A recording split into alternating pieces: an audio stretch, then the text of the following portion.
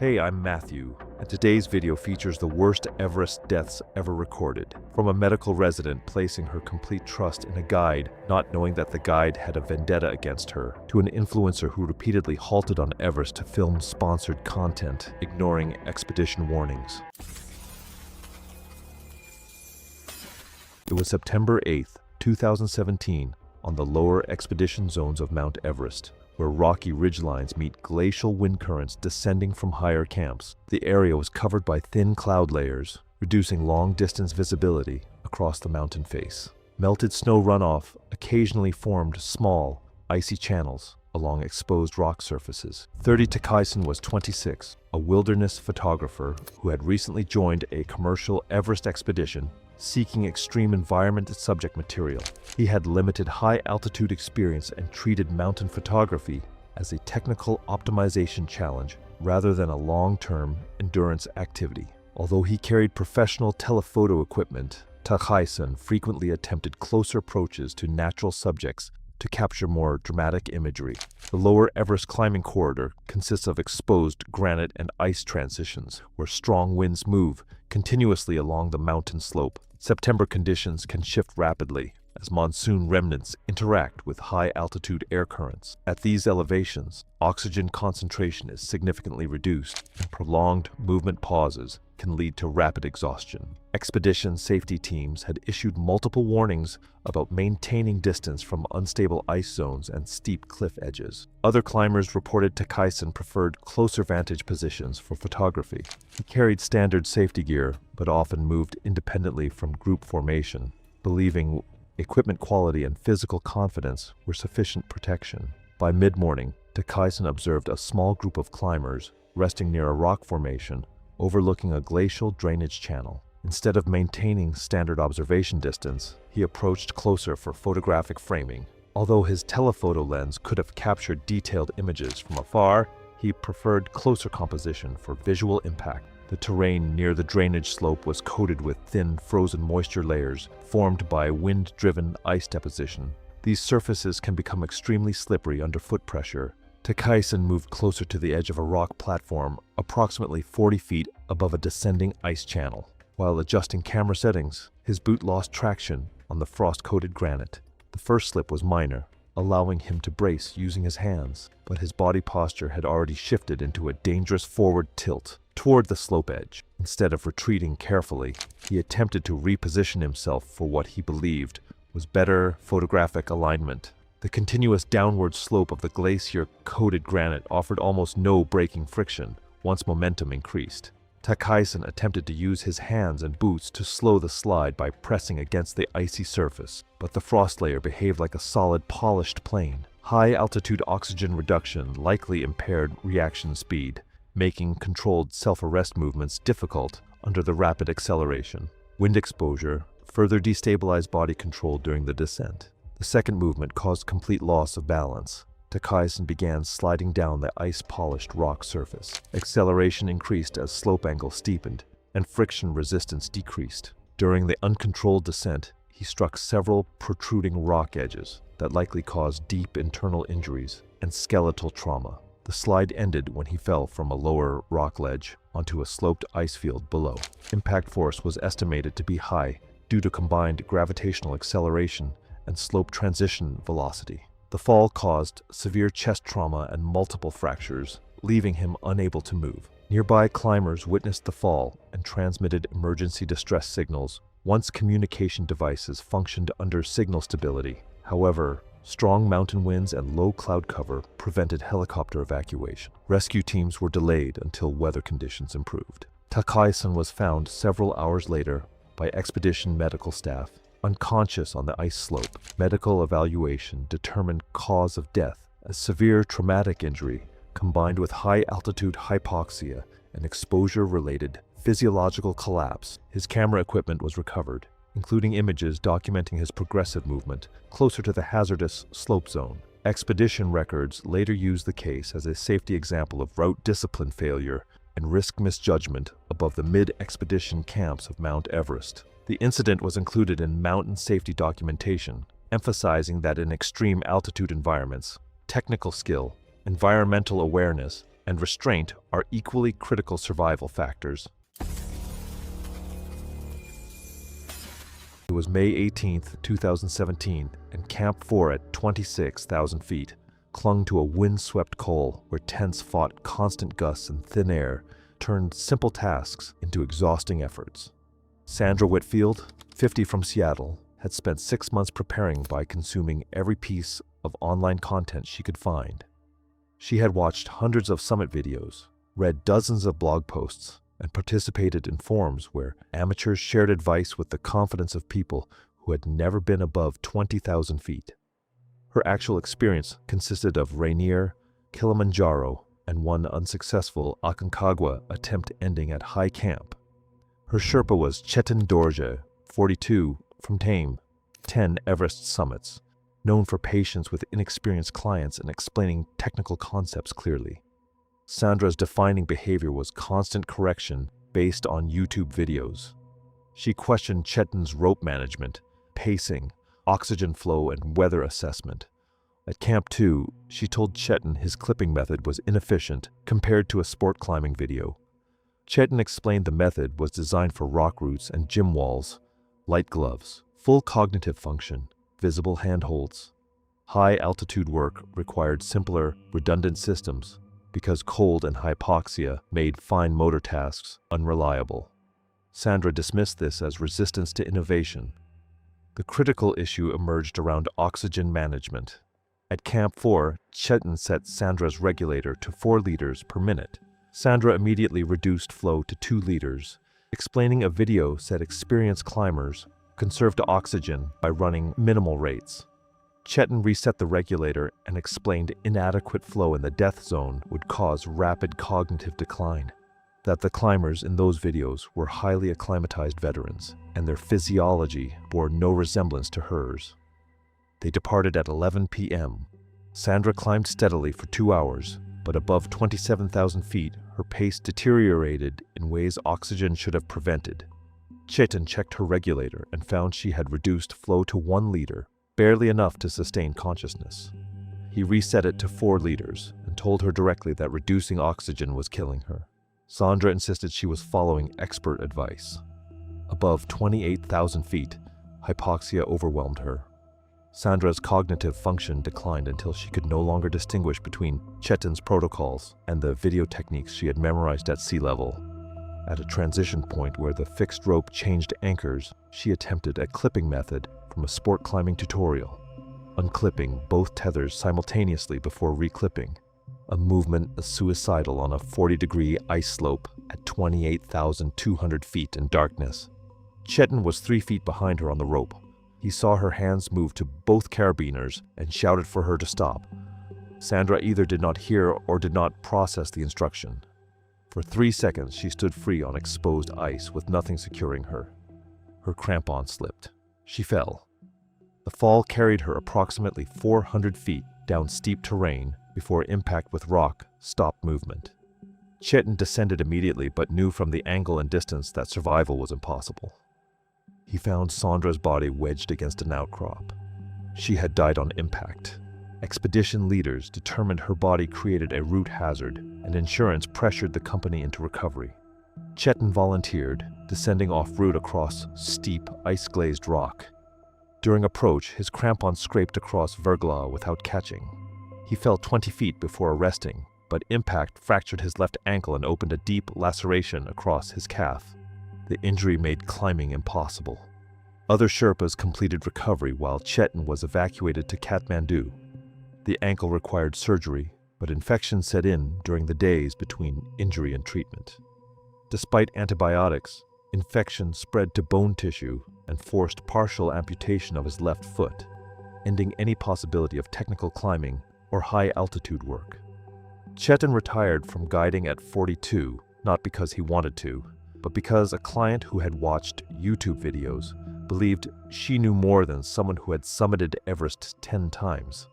He returned to Tame and took work maintaining trekking trails, a job that kept him in the mountains, but reminded him daily of what following bad advice had cost.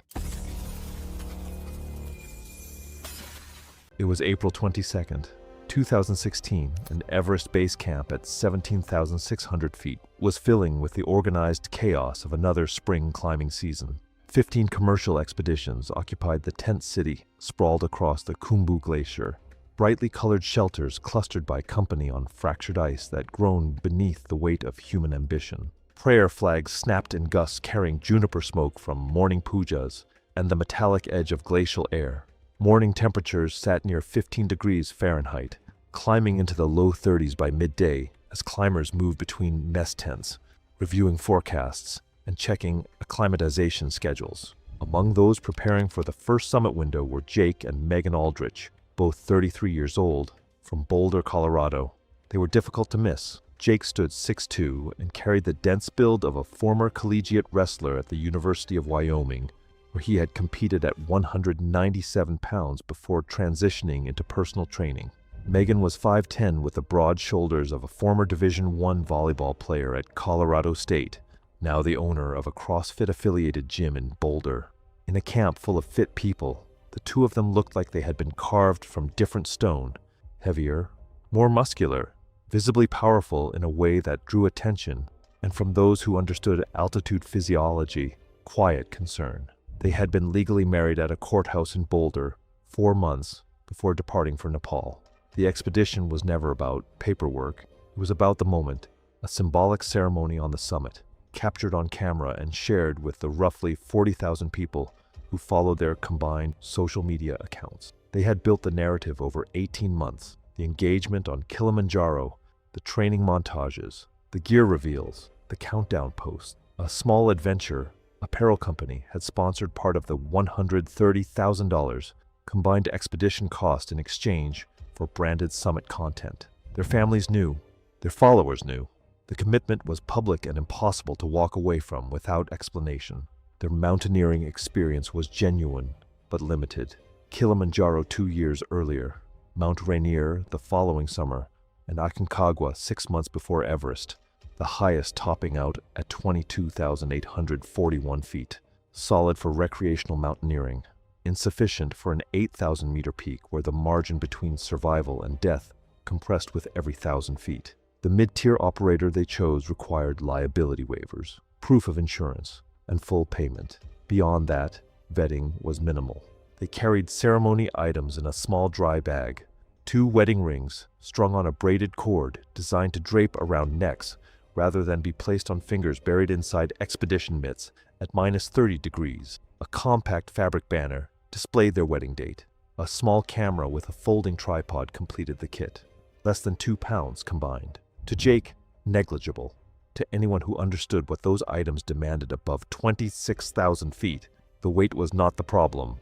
The time was. Their assigned guide was Kancha Gyalpo, 41 years old, from Tame Village in the Khumbu region. Kancha had summited Everest 15 times across 19 years of guiding that began when he was 22 and still carried loads for companies paying by the trip. The years had weathered him, deep lines around his eyes, a stillness suggesting energy was something conserved rather than displayed, and a quietness clients sometimes mistook for passivity. It was not. It was the patience of a man who had watched enough poor decisions at altitude to know that arguing rarely changed outcomes and often accelerated them. His income supported a household under sustained pressure. His wife required ongoing treatment for a chronic kidney condition at a clinic in Kathmandu, monthly visits, medication, periodic procedures that consumed money faster than altitude work replaced it. 2 daughters attended school in Namche Bazaar, the fees a fixed cost that could not be deferred.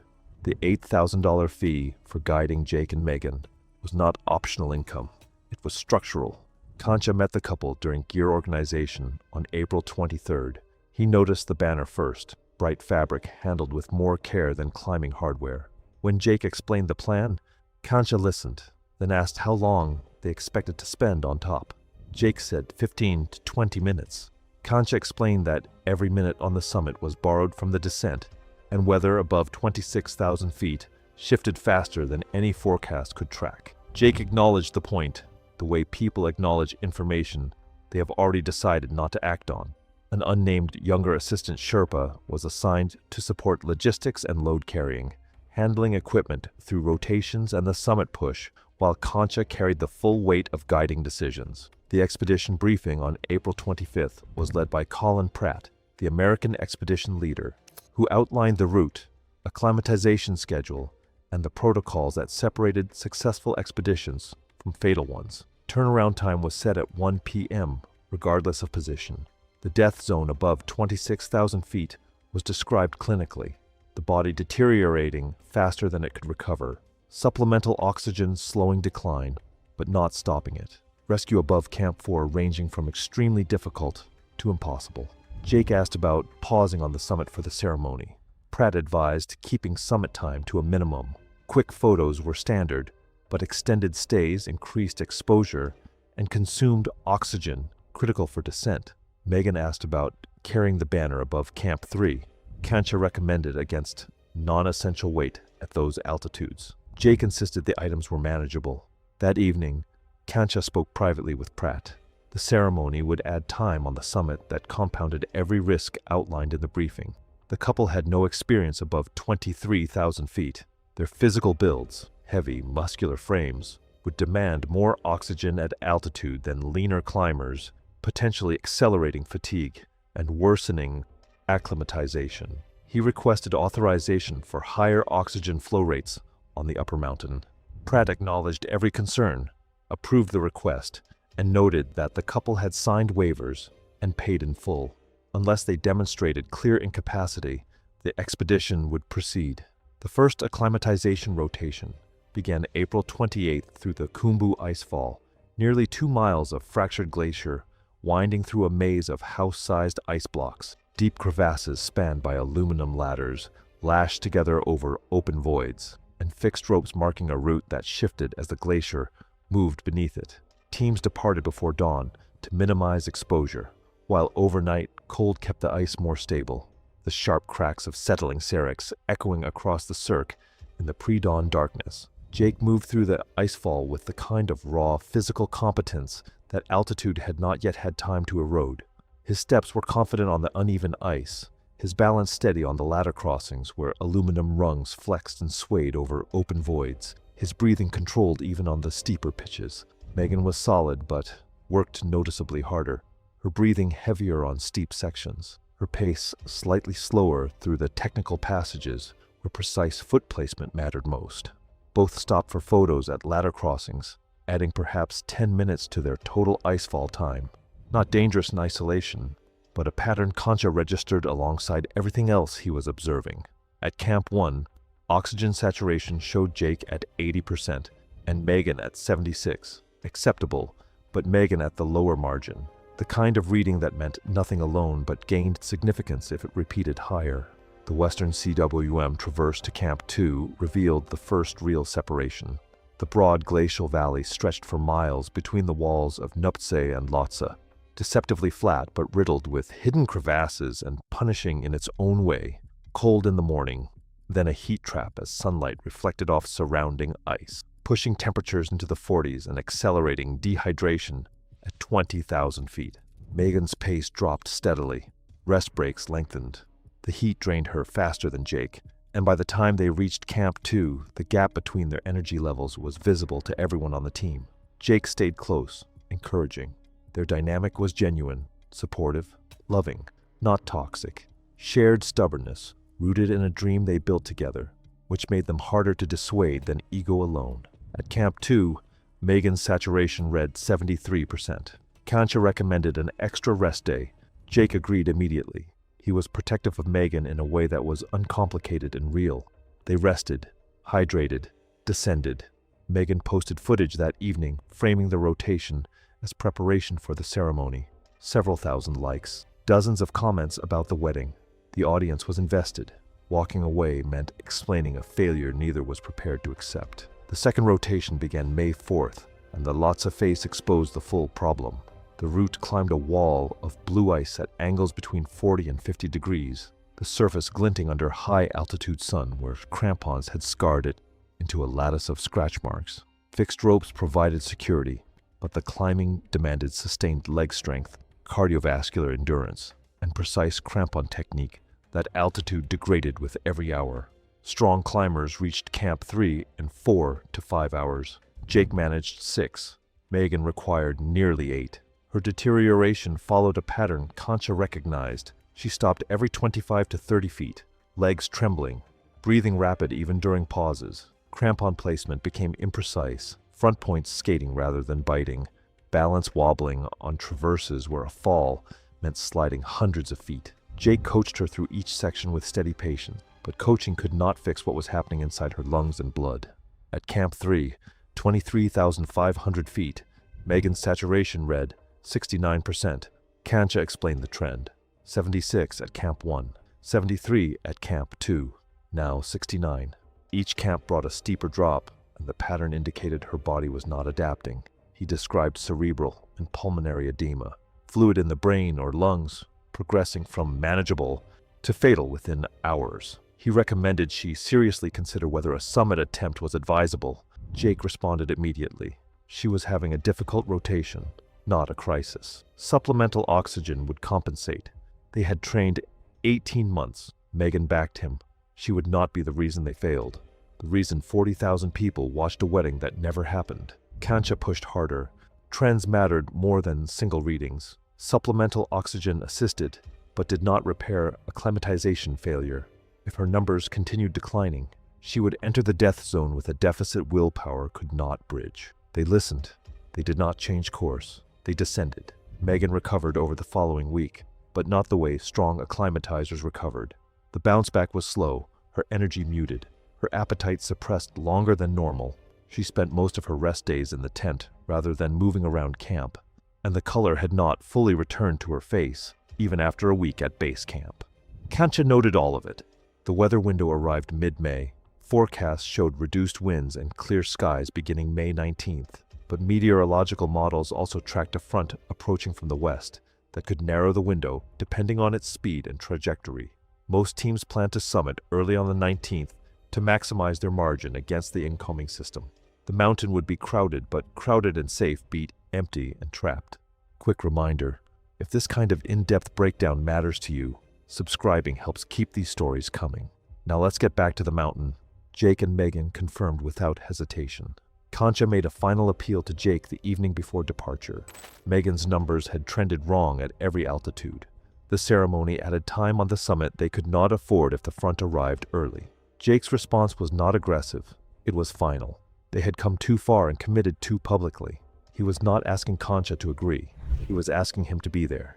They climbed through Camp 2 and Camp 3, reaching Camp 4 at 26,000 feet around 5:30 p.m. on May 18th. The South Col was barely habitable, a wind-swept plateau of shattered rock and ice exposed to constant wind that drove spindrift through tent seams and iced zippers shut. Temperatures sat well below zero even inside shelters, and the atmosphere was so thin that every task demanded twice the effort and half the coordination of sea level. Climbers moved like they were underwater, each action requiring conscious thought that should have been automatic. Concha checked saturation on supplemental oxygen. Jake, 68%. Megan, 64%. At sea level, 64 would prompt immediate hospitalization. At 26,000 feet on supplemental oxygen, it represented severe hypoxia, and a body losing its fight against altitude faster than equipment could compensate. Concha delivered his most direct warning.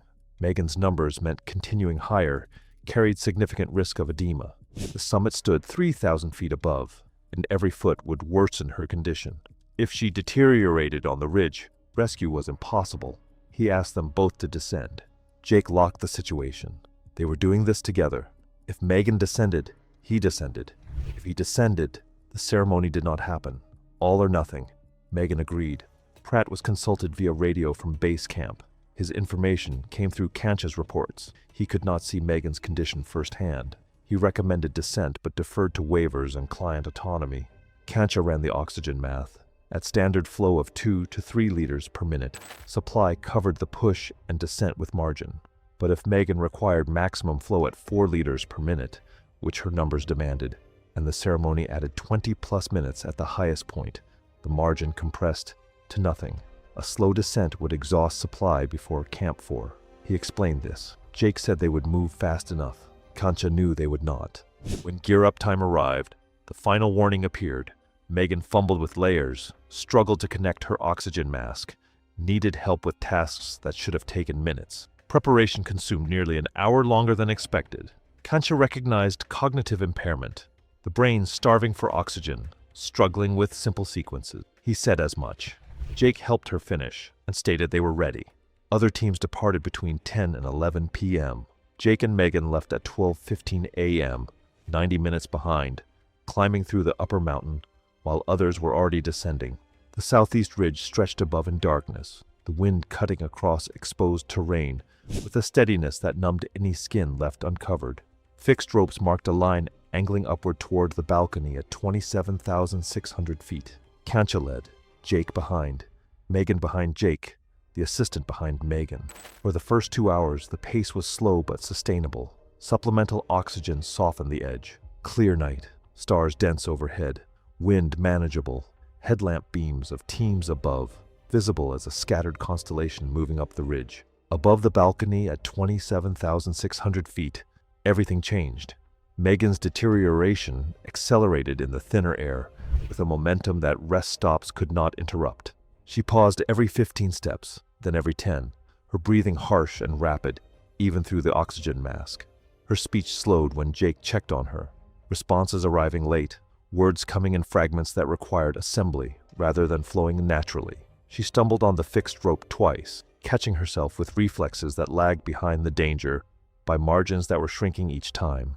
Jake transitioned from encouragement to physical intervention. He pulled her upward on steep sections, braced her weight when her legs failed. He became her second set of legs, burning his own reserves at a rate fitness could slow but not stop. Kancha increased Megan's oxygen to maximum, 4 liters per minute, knowing every minute at that rate shortened the supply, meant to carry her down. Through the mid-morning hours on the upper ridge, the margin became visible in human form.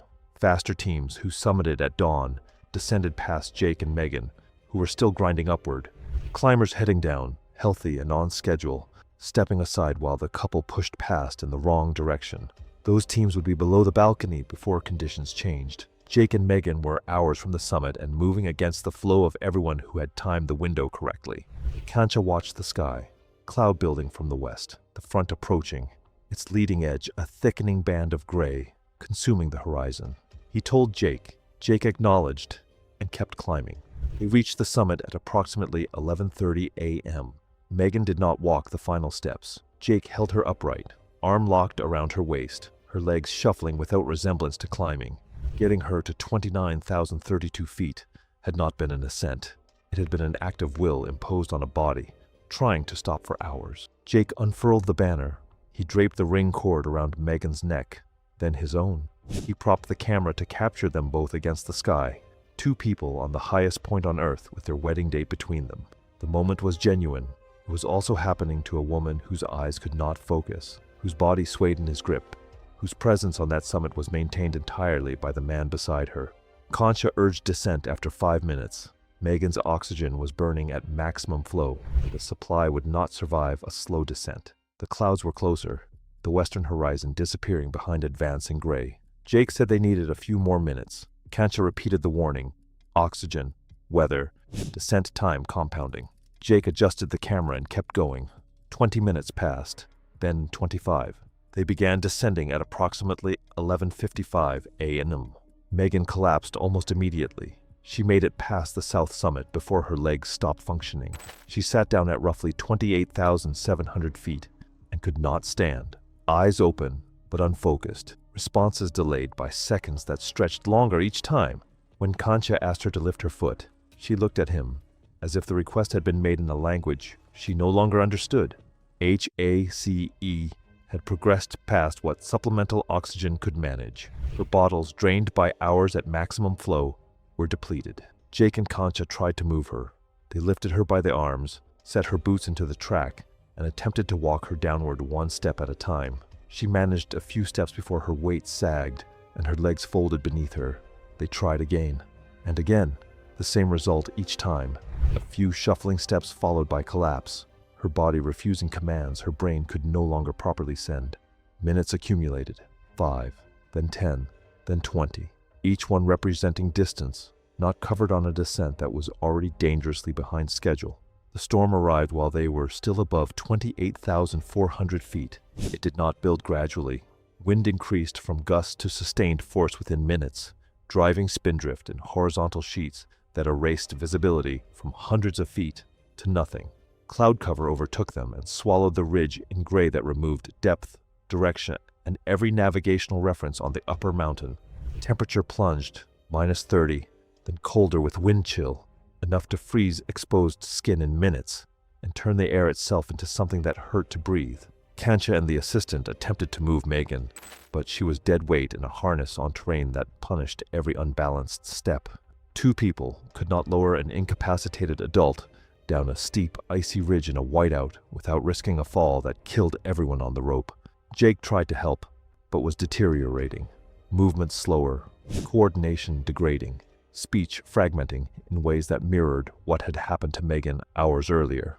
His oxygen was running critically low, reserves consumed by the extended summit stay, and the effort of hauling Megan up terrain she never should have been on. The couple became immobile around 28,400 feet. Kancha positioned them against the slope, clipped to the fixed line, sheltered as much as the ridge allowed. He attempted to direct Jake downward. One final time. Jake would not leave Megan. His arm was around her, and his body between her and the wind, and nothing was going to separate him from the person he had carried to the top of the world. Megan became non-responsive first. Her breathing grew irregular. Shallow efforts separated by pauses that lengthened until they stopped entirely. Cerebral edema, compounded by hypothermia and oxygen depletion, shut her body down in stages that Kancha could observe but not reverse. She died with Jake beside her, his arms still around her, the ring cord still hanging from both their necks beneath layers of ice-crusted fabric. Without supplemental oxygen at 28,400 feet in storm conditions, Jake's decline was rapid and irreversible.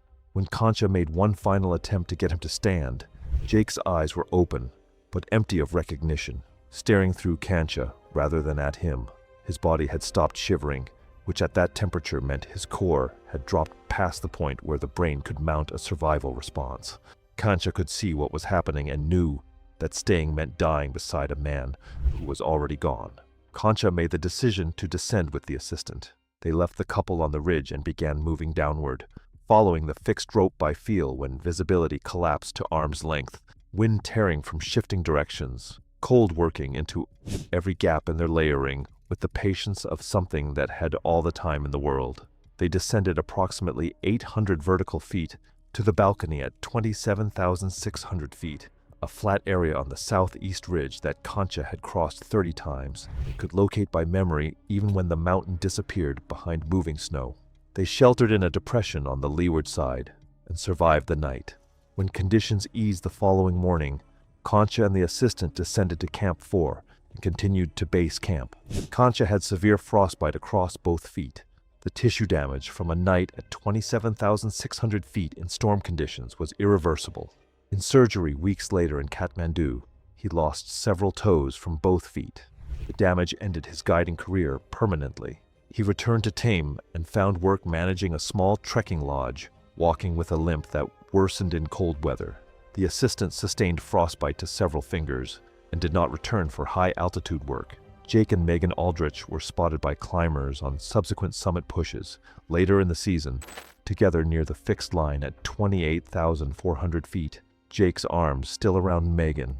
The bodies remained on the mountain. Their final image, posted from Camp 4 before the summit push, showed them geared up and smiling, the banner visible, and the ring cord draped across their jackets. The post accumulated tens of thousands of shares, most from people who did not learn until later what it represented. The last moment before a weather window closed and a mountain collected what stubbornness had offered it.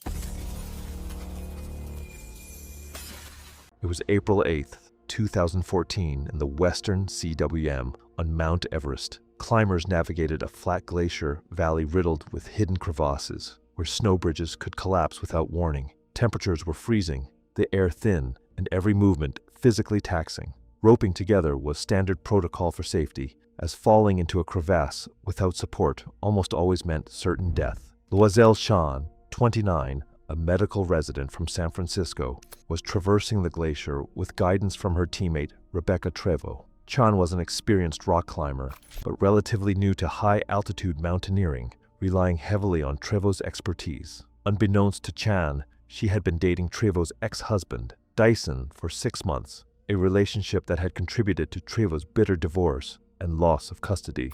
Chan had no idea of Trevor's connection until base camp, where Trevor's anger toward her became evident. Rebecca Trevo, 35, a seasoned climbing guide, harbored deep resentment. She had lost her home and custody of her children and blamed Chan for disrupting her family. According to other climbers, Trevo became increasingly hostile toward Chan, making pointed remarks about homewreckers getting what they deserve.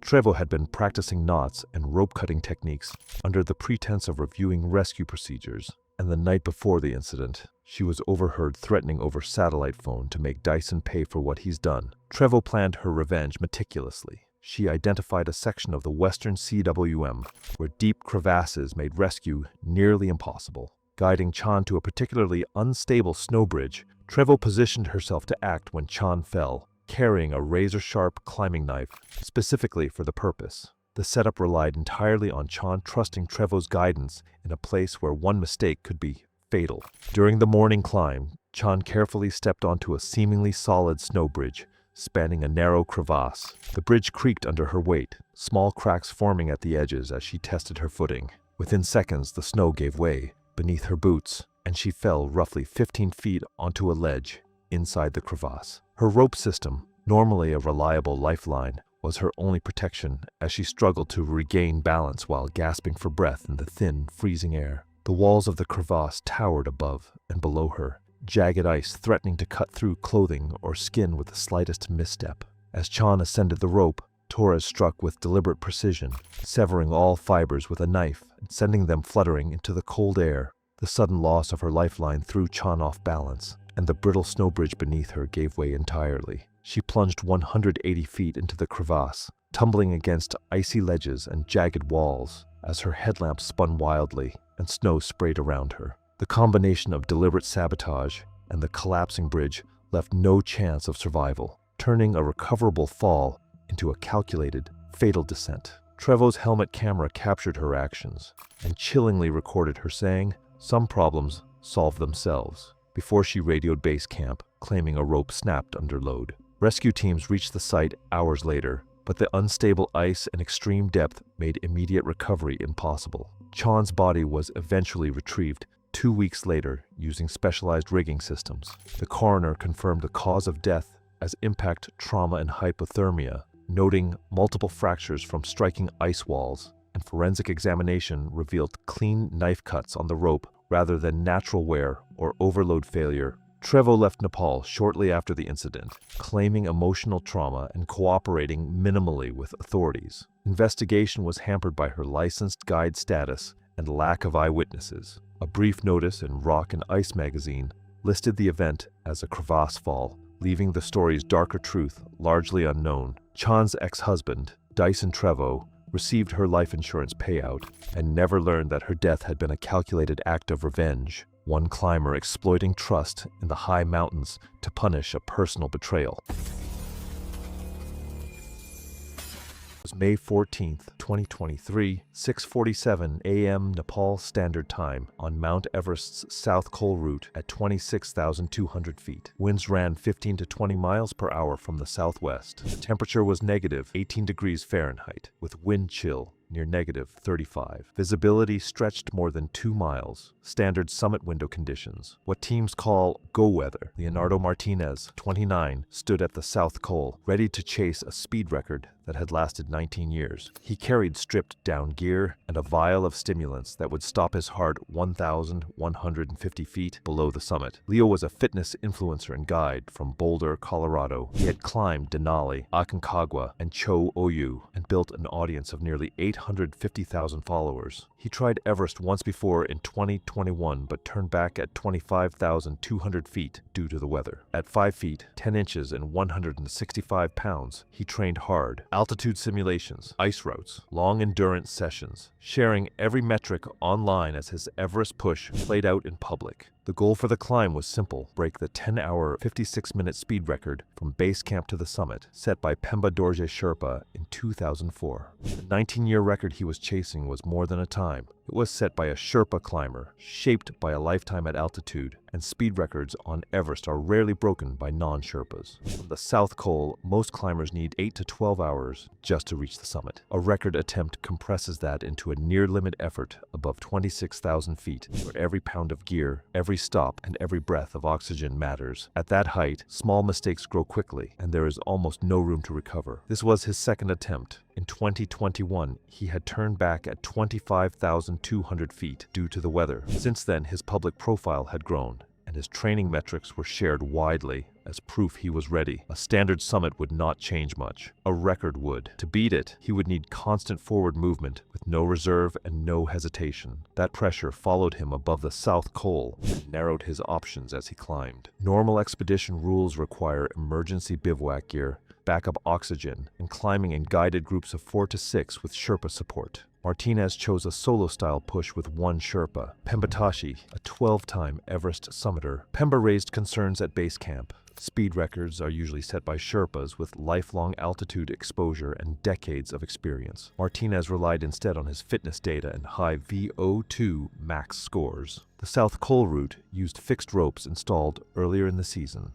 Ropes were anchored into snow and ice every 75 to 100 feet and designed for steady, controlled climbing, one person per section, moving at a measured pace. They were strong, rated for heavy loads, but those ratings assumed gradual movement. Speed climbing changes the stress pattern. Instead of short bursts with rest, it creates constant tension, less recovery time, and more sudden force from fast movements. Weather data on May 13th showed a stable high-pressure system. The jet stream sat well above the summit, giving a predicted 6 to 8 hour calm window starting around 5:30 a.m. No storms were approaching. On paper, conditions looked solid, but medical records from previous seasons showed a pattern. Rapid ascents between 24,000 and 26,000 feet had led to multiple cases of high-altitude pulmonary edema. Speed reduces acclimatization time and forces the heart and lungs to work at maximum output for longer periods. Expedition doctors had recommended strict oxygen saturation checks and minimum cutoffs before continuing higher.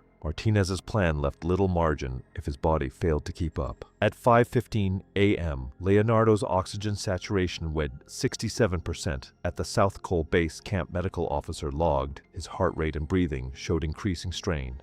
The usual minimum for a summit push was 75%. Team members nearby heard him reply that his numbers always ran low and that he felt fine. He checked his gear, adjusted the chest camera, and set his oxygen to 3 liters per minute. His watch showed a heart rate of 92. 2 climbers in a nearby tent later said he moved quickly and skipped the usual long rest most teams take before departure. One noted that his pack looked noticeably lighter than standard summit loads. Pemba finished his own checks beside him, carrying extra oxygen, an emergency bivvy, and spare layers, gear Leonardo had chosen not to bring. Other Sherpas at the South Col observed the difference in load and said Pemba was carrying what would normally be split between 2 climbers. With the added weight, it was clear he would not be able to match Leonardo's planned pace once they left camp. Martinez left the South Col climbing much faster than normal. He moved at about 850 vertical feet per hour, while the typical pace was closer to 600. At that altitude, the difference meant more strain on his heart and lungs with every step.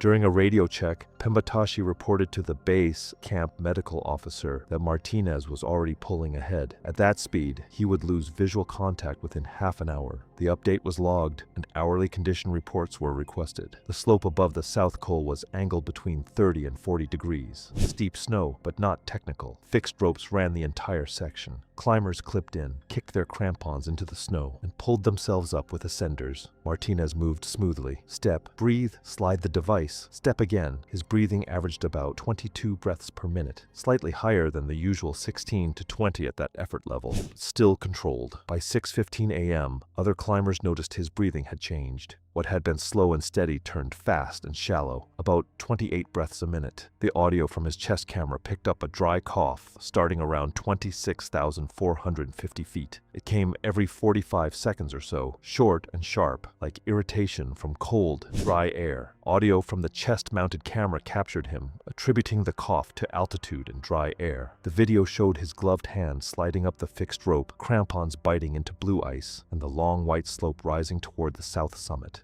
At 26,600 feet, he stopped for about a minute and a half to adjust his oxygen mask. The gauge showed normal flow, but he said he felt short of breath. He turned the flow up to 3.5 liters per minute, higher than standard. Within moments, his breathing slowed slightly, and he continued climbing. Sabotage, about 200 feet below, radioed base camp to report the change and his concern about how long the oxygen would last at that rate. At the higher flow, his supply would drop from roughly 6 hours to about 4.5, leaving almost no margin for delay. At 6:32 a.m., Leonardo stopped and pulled off his outer down parka. The jacket was rated for -40 degrees and weighed about 2.5 pounds. He stuffed it into the outside pocket of his pack, leaving himself in a mid-weight layer and a shell. The temperature at that height was around -22 degrees. Standard practice above 26,000 feet calls for at least 3 layers in case you have to stop or get delayed. Sabotage saw him remove it and warned him over the radio not to. Leonardo said he was overheating and would put it back on if he got cold.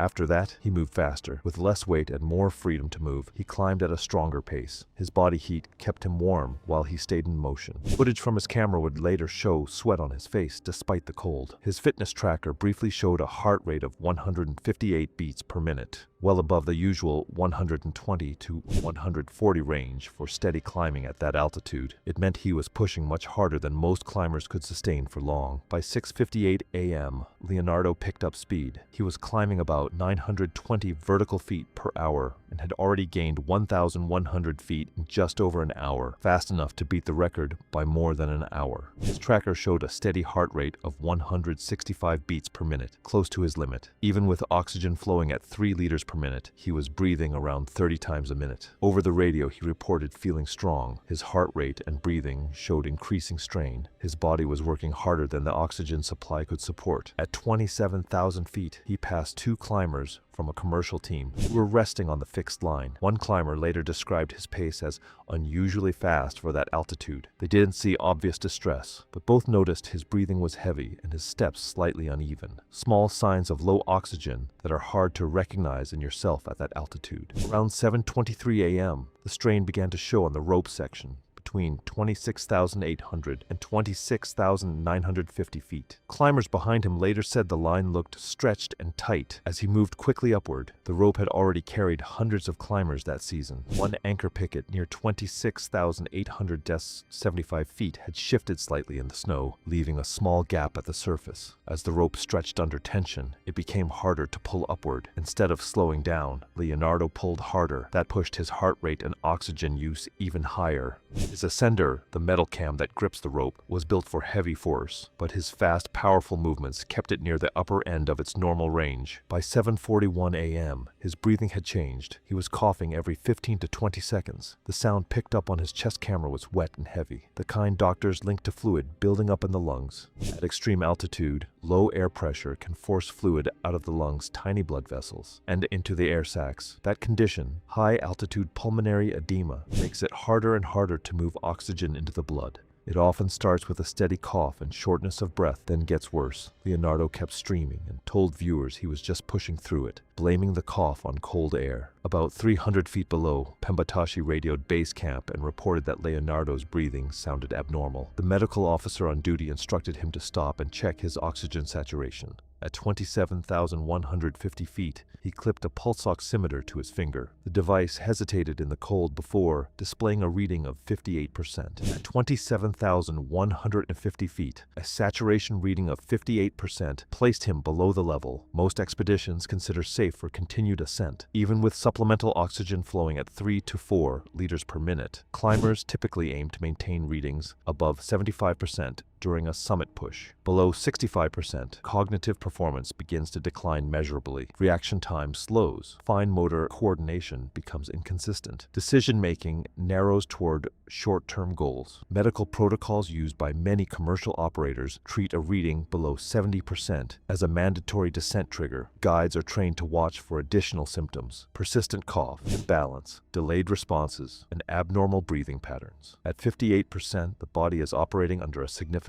oxygen deficit. The brain receives less oxygen per heartbeat, and the heart must compensate by increasing rate and force to maintain circulation. From that position on the South Col route, descent to the high camp would typically take 45 to 60 minutes under stable conditions. With oxygen flow increased and pace reduced, blood oxygen levels can stabilize during descent. Early-stage high-altitude pulmonary edema can improve if addressed quickly. The window for reversal narrows as fluid accumulation increases, but at that moment, retreat remained physically possible. The terrain below was fixed and familiar. Weather conditions were still stable. Oxygen supply, though reduced by the higher flow rate, remained sufficient for descent. The medical advisory to turn around was logged. The option to reverse course still existed. Instead of initiating descent, he resumed climbing. Within minutes, his heart rate climbed further. The oxygen deficit remained unresolved. At extreme altitude, sustained exertion under those conditions increases strain on the pulmonary arteries, thickens blood viscosity from dehydration, and elevates cardiac workload. Continuing upward shifted the physiological balance from marginal to unstable. The final margin for correction closed above that point. At sea level, normal oxygen saturation is 95 to 100%.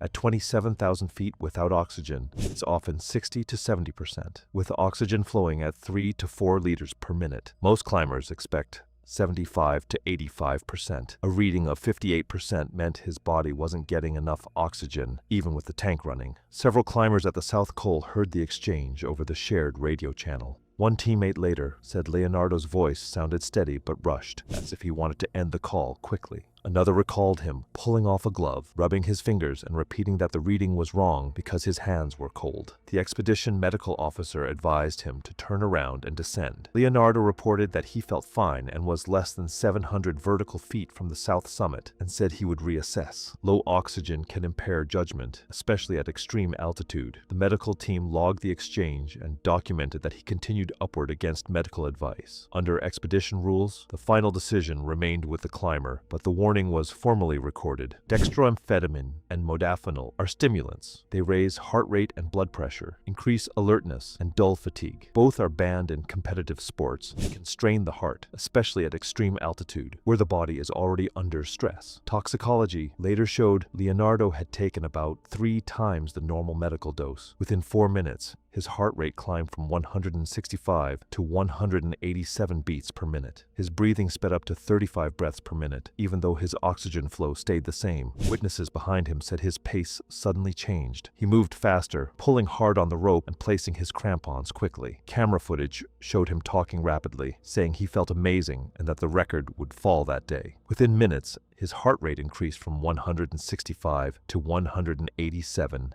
beats per minute. At that altitude, stimulant-induced heart acceleration combined with severe oxygen deprivation. The stimulants pushed his heart rate higher than it could handle. He was already showing signs of high-altitude pulmonary edema, which meant fluid in his lungs was blocking oxygen transfer. Even with bottled oxygen, his body wasn't getting enough. After 2 hours of climbing at a fast pace, his heart was working near its limit. His oxygen saturation, already down to 58%, kept falling as his body used oxygen faster than his lungs could supply it. At 8:07 a.m., the fixed rope above 27,200 feet came under heavy strain. As his movements grew more forceful, the rope stretched under repeated force, increasing tension on the upper anchor. The main anchor, an aluminum picket buried in hard snow, began to shift. Over about 30 seconds, climbers later reported the anchor appeared to have shifted slightly in the snow, leaving a small gap at the surface. It didn't pull out, but the snow was starting to give. If it failed, the force would drop to the next anchor at 75 feet below, risking a chain reaction down the line. By 8:14 a.m., Martinez reached about 27,350 feet, roughly 650 feet below the south summit. The slope steepened to around 45 degrees, forcing him to kick harder with his crampons and lean more on the fixed rope to pull himself up. Later investigation reports documented that his breathing had become fast and shallow. Pink foam was noted around his mouth and nose, consistent with advanced high-altitude pulmonary edema.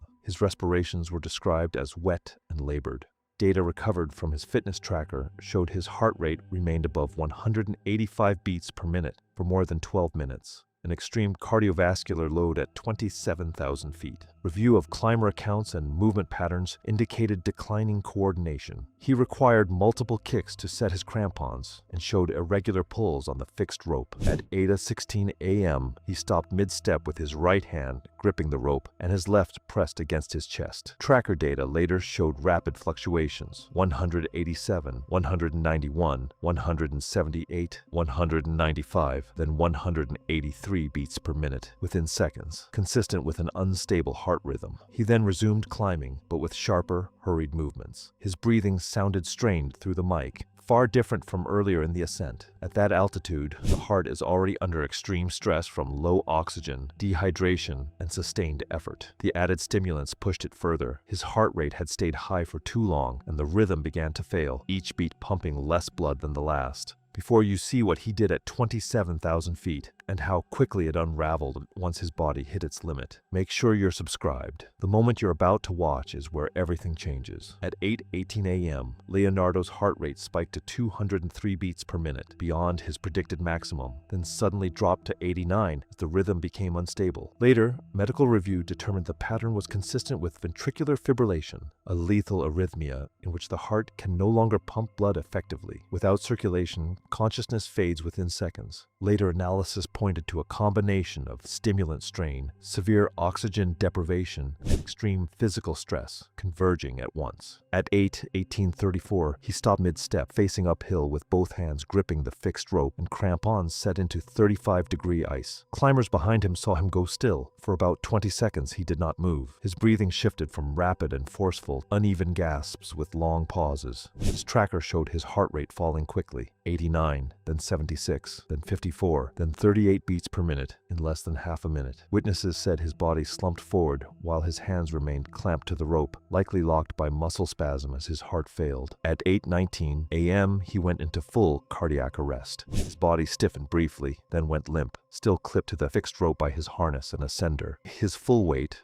about 183 pounds with gear, shifted onto the rope at once. Climbers below felt the jolt. The rope stretched under the sudden load, and the anchor above shifted slightly in the snow and ice, but it held. On the rope, his head dropped forward. On the rope, his head dropped forward, chin to chest. His crampon still touched the ice, but could not hold his full weight. The fixed rope kept him from falling. He would remain in that position for the next 16 hours until a recovery team reached him. At 8:19 a.m., pink foamy fluid came from his mouth and nose. It was consistent with fluid buildup in the lungs seen in high-altitude pulmonary edema. In the -24-degree air, it froze quickly around his face. His oxygen mask had slipped to the side, but the regulator was still running at 3.5 liters per minute, feeding oxygen into the open air. At 8:19:45 a.m., Sabotage, about 180 feet below, noticed Leonardo had stopped moving. He radioed base camp to report it and began climbing up to check on him. Moving quickly but staying clipped to the fixed line, he placed each crampon carefully and slid his ascender up the rope. It took him about 8 minutes to cover the 180 feet. At 8:22 a.m., Sabotage climbed up to Leonardo's body, hanging from the fixed rope. Climbers below saw him steady the body as it swung in the wind. He called out, shook his shoulder, and checked for a pulse. There was none. The temperature was about -24 degrees, and the rope rocked in steady gusts. He radioed base camp at 8:24 a.m., confirmed no breathing and no pulse, and gave the GPS position at 27,350 feet. Resuscitation was not possible at that altitude. When he tried to lower the body, he found the ascender locked tight under full weight. He could not lift him alone. The rope ran 150 feet to the upper anchor and 75 feet to the lower one. The upper anchor had already shifted in the snow. If it failed, both sections could pull loose. He secured himself and waited. By 8:35 a.m.,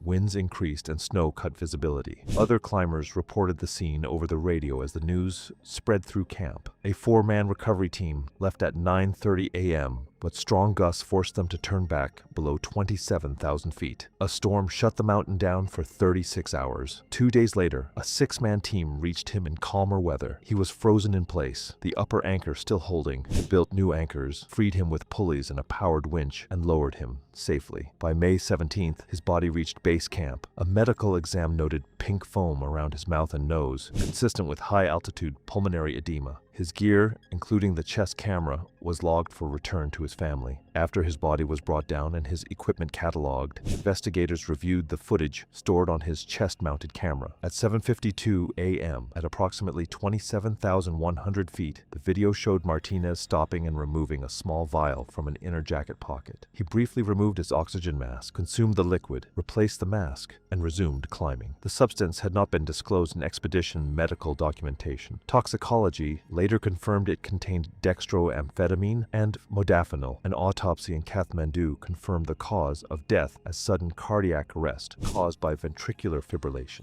Toxicology tests found high levels of dextroamphetamine and modafinil in his blood, amounts consistent with deliberate performance use. His climbing gear showed no defects. Everything functioned as designed. Weather records confirmed temperatures around -24 degrees Fahrenheit with light to moderate wind. Lung tissue showed severe fluid buildup, consistent with high-altitude pulmonary edema from rapid ascent. His heart showed no structural disease, confirming the fatal event was triggered by drug-induced rhythm failure rather than a hidden medical condition. The investigation found gaps in pre-expedition screening. His low oxygen reading that morning, 67% when 75 was the recommended minimum, was documented but not enforced. Witnesses later reported early breathing trouble, higher on the route. His pace also exceeded what doctors consider safe at that altitude. Possible safeguards discussed afterward included drug testing for speed attempts, stricter medical authority to stop climbs when vital signs drop, and firm gear requirements regardless of record goals. Still, investigators concluded that he had concealed the stimulant use on purpose, and the heart rhythm collapse happened quickly. The altitude and weather made immediate rescue impossible. No member of the expedition team reported prior knowledge of the vial.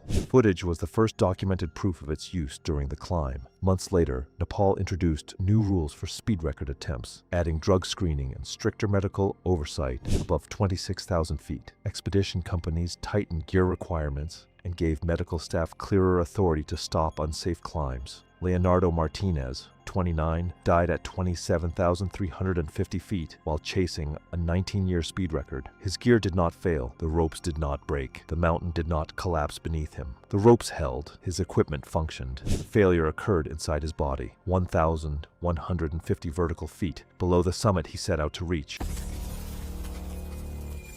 It was March 15, 2016.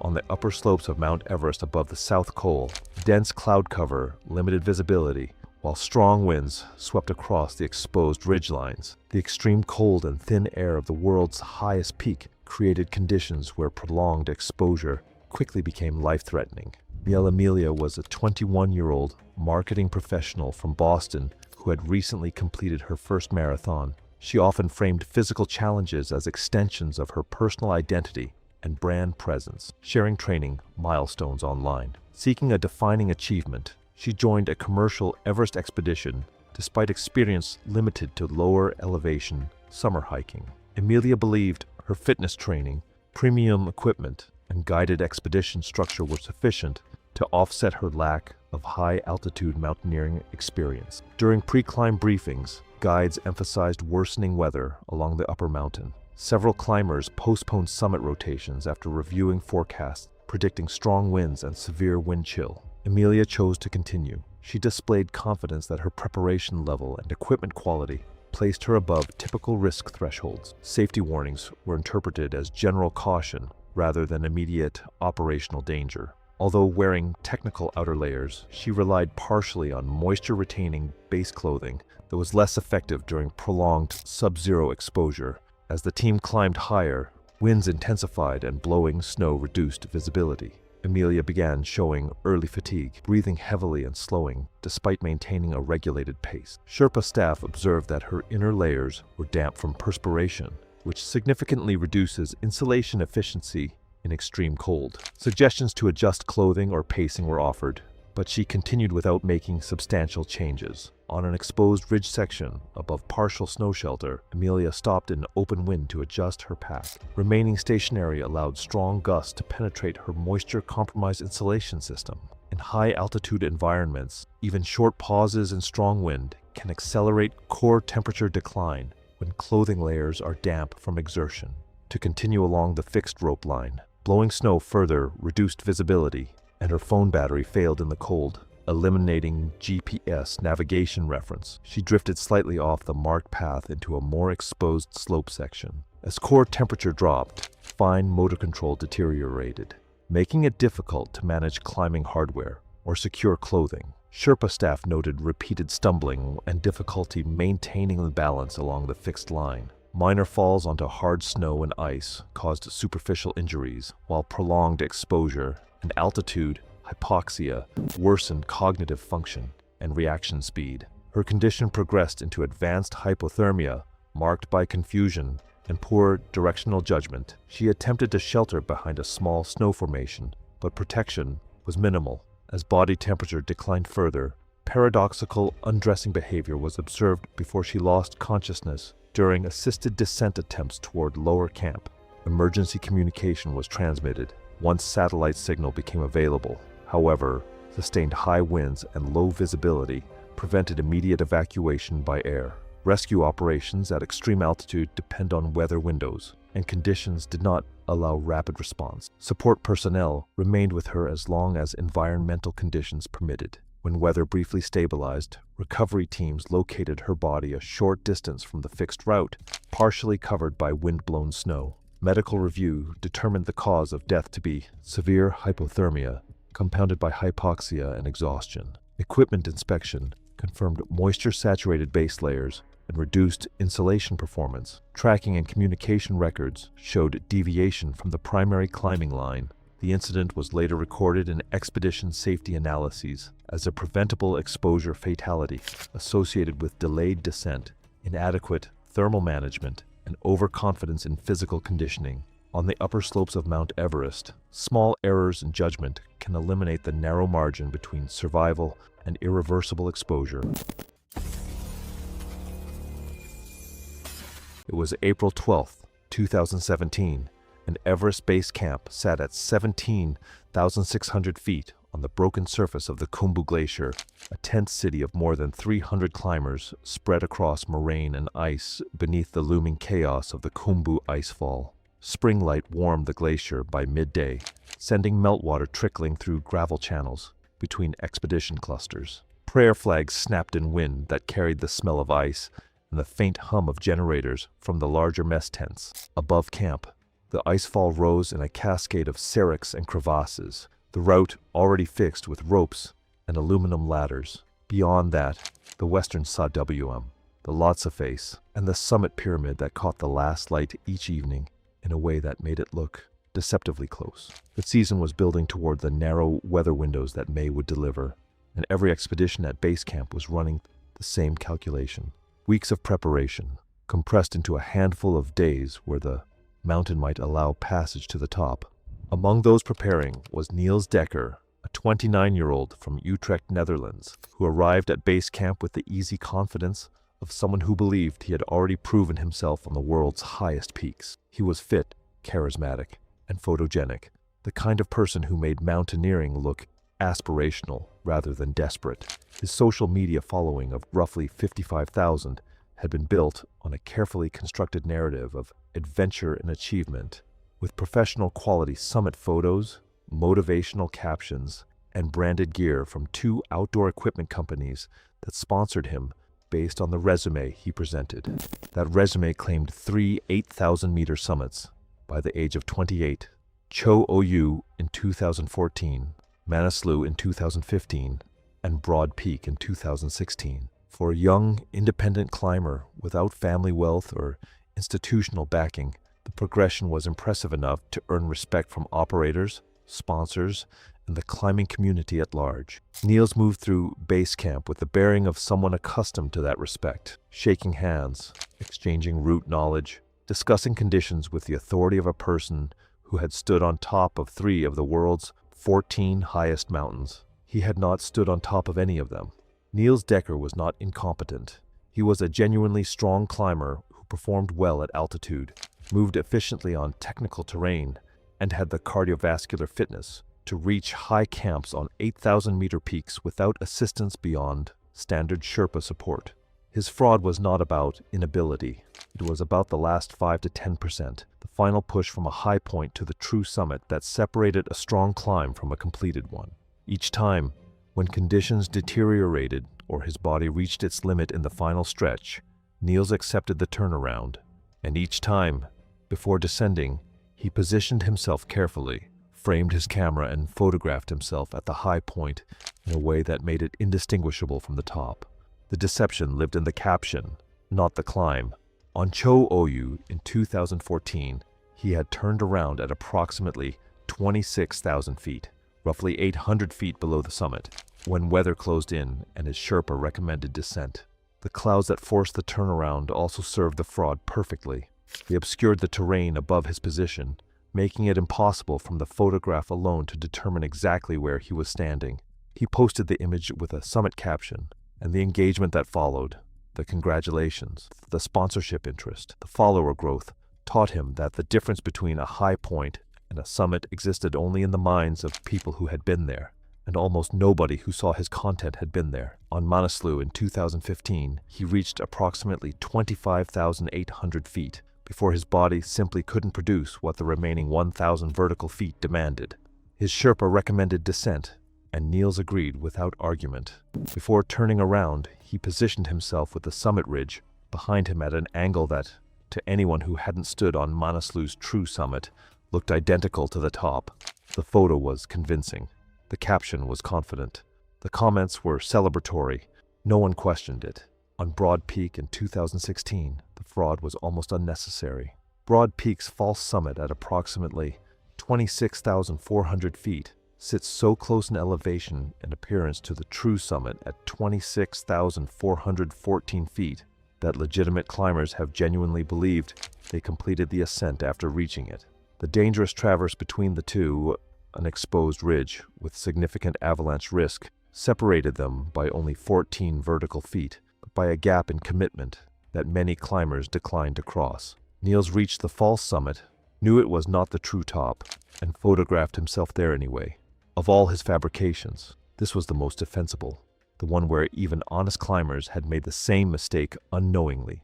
Niels made it knowingly, and the distinction existed only inside his own head. The system that enabled the fraud was simple and structural. Summit verification in mountaineering is largely honor-based. There is no centralized authority that confirms whether a climber stood on the true summit versus a nearby high point. Summit photos are the primary evidence, and the people who could identify the difference, climbers who had actually stood on those specific summits, represented a tiny fraction of Niels' audience. The vast majority of his 55,000 followers could not distinguish the south summit of Everest from the true summit, the false summit of Broad Peak from the real one, or a high camp on Manaslu from the top. They saw a man in mountaineering gear standing above clouds with a panoramic backdrop, and they believed what the caption told them. The second structural element was isolation. Niels used a different operator for each expedition, different companies, different Sherpas, different support teams. The individual Sherpa who guided him on Cho Oyu knew that Niels had turned around 800 feet below the summit, but that Sherpa had no connection to the Sherpa who guided him on Manaslu or the one on Broad Peak.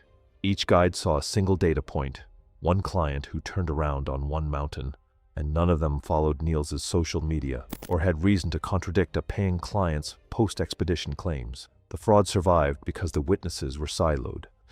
Each one knew a piece of the truth. None of them had the full picture. Niels' Everest guide was Pemba Chering, 36 years old, from Namche Bazaar, a veteran of 13 years in the guiding profession with 7 Everest summits behind him. He was professional, experienced, and direct in the way that guides with extensive client histories tended to be, patient with legitimate questions, intolerant of unnecessary risk, and skilled at reading a client's true capacity beneath whatever confidence they projected. He supported a wife and 3 children, his eldest son requiring regular treatment in Kathmandu for a chronic respiratory condition that consumed a significant portion of seasonal income. Pemba had no reason to doubt Niels' qualifications. A client with 3 claimed 8,000-meter summits at 29 years old warranted a strong but standard guide, not close supervision, not the gentle management that inexperienced clients required. The operator assigned Pemba to Niels based on the resume, and Pemba accepted the assignment with the expectation that this would be a straightforward season with a capable client. The first acclimatization rotation to Camp 1 at 19,900 feet confirmed the expectation. Niels climbed well, strong pace, efficient movement, controlled breathing on the fixed ropes through the icefall. He handled the ladder crossings with the familiarity of someone who had done this kind of terrain before, and his physical conditioning was evident in the way he maintained rhythm on the steeper sections, without the excessive rest stops that less prepared climbers required. Pemba noted the ability and adjusted his assessment accordingly. Whatever this client needed, it wasn't help getting up the mountain. What Pemba also noticed, without attaching significance to it, was Niels's relationship with his camera. Most clients photographed the icefall, the views, the camps. Niels did this too, but with an additional layer of attention that went beyond documentation. He studied angles. He positioned himself relative to terrain features and shot test frames from multiple positions, checking the results on his camera screen with the critical eye of someone composing rather than simply recording. At Camp 1, he spent 20 minutes photographing the view upward toward the western CWM and the Lhotse face, adjusting his position repeatedly to change how the terrain framed behind him. Pemba interpreted this as the behavior of someone who took their social media seriously. It was not unusual. Many clients curated their expedition content carefully. The second rotation to Camp 2 at 21,300 feet and the third to Camp 3 at 23,500 feet reinforced both Niels's physical credibility and his photographic obsession. He climbed well at every stage. His body adapted efficiently. His movements on the Lhotse face were controlled and confident, and his oxygen saturation readings remained strong. He was one of the more capable clients on the mountain, and nothing in his performance suggested that his claimed resume was anything other than accurate. At Camp 3 on the Lhotse face, Niels spent the rest period studying the terrain above through binoculars rather than sleeping. He examined the upper mountain in detail, the south col, the southeast ridge, the balcony, and the distinctive profile of the south summit, and the final ridge leading to the true summit. He photographed the view from multiple positions and angles, paying particular attention to how the south summit related visually to the true summit from below. The corniced ridge connecting them, the knife-edged traverse, the Hillary step, was visible as a dramatic line against the sky. From Camp 3, the relationship between the two was clear. From the south summit itself, the perspective would be different, and that difference was what Niels was already calculating. Pemba noticed the extended study session and asked if Niels was assessing route conditions. Niels responded that he was familiarizing himself with the upper mountain, so that summit day felt like terrain he already knew. The answer was plausible and unremarkable. Pemba accepted it and returned to melting snow for water. What he did not know was that Niels was solving a specific problem: how to photograph himself at the south summit in a way that would pass for the true summit when posted online. And the problem was harder than any he had solved on his previous peaks. The weather window opened on May 18th. The push from base camp to Camp 4 took 2 days with overnight stops at Camp 2 and Camp 3. Niels climbed well on the approach, his pace dictated by the deliberate rhythm that experienced altitude climbers adopted to conserve energy for the summit push. At Camp 3, he was focused, but not anxious, the body language of someone who understood the process and trusted the system. The system, of course, was his own. Climb high, accept the turnaround, take the photo, post the caption. Everest was the biggest stage, but the performance was the same. They reached Camp 4 on the South Col at approximately 26,000 feet on the afternoon of May 20th. A bleak, wind-hammered shelf of rock and ice where the air held roughly 40% of sea-level oxygen. Tents were anchored against gusts that swept across the col with unpredictable violence, their fabrics snapping so hard the sound carried over the wind. Spindrift filled vestibules with fine crystals that melted against skin and refroze on fabric. The col felt less like a camp and more like a waiting room between the mountain below and the death zone above. A place where climbers rested without recovering, ate without appetite, and stared at tent walls while their bodies quietly deteriorated. Pemba checked Niels' condition. Oxygen saturation with supplemental flow read in the low 70s, acceptable for the altitude. Physical condition appeared strong. The summit push would proceed. Quick reminder, if this kind of in-depth breakdown matters to you, subscribing helps keep these stories coming. Now let's get back to the mountain. Niels lay in his sleeping bag as wind battered the tent, and for the first time during the expedition, he confronted something his previous peaks had not required him to face. Camp 4 on Everest sat at 26,000 feet, 400 feet below his highest previous point on Broad Peak's false summit. The summit push would take him to 28,700 feet at the south summit, and potentially higher if he needed to move along the ridge for the right photo angle. That was 2,300 feet above anything his body had ever experienced.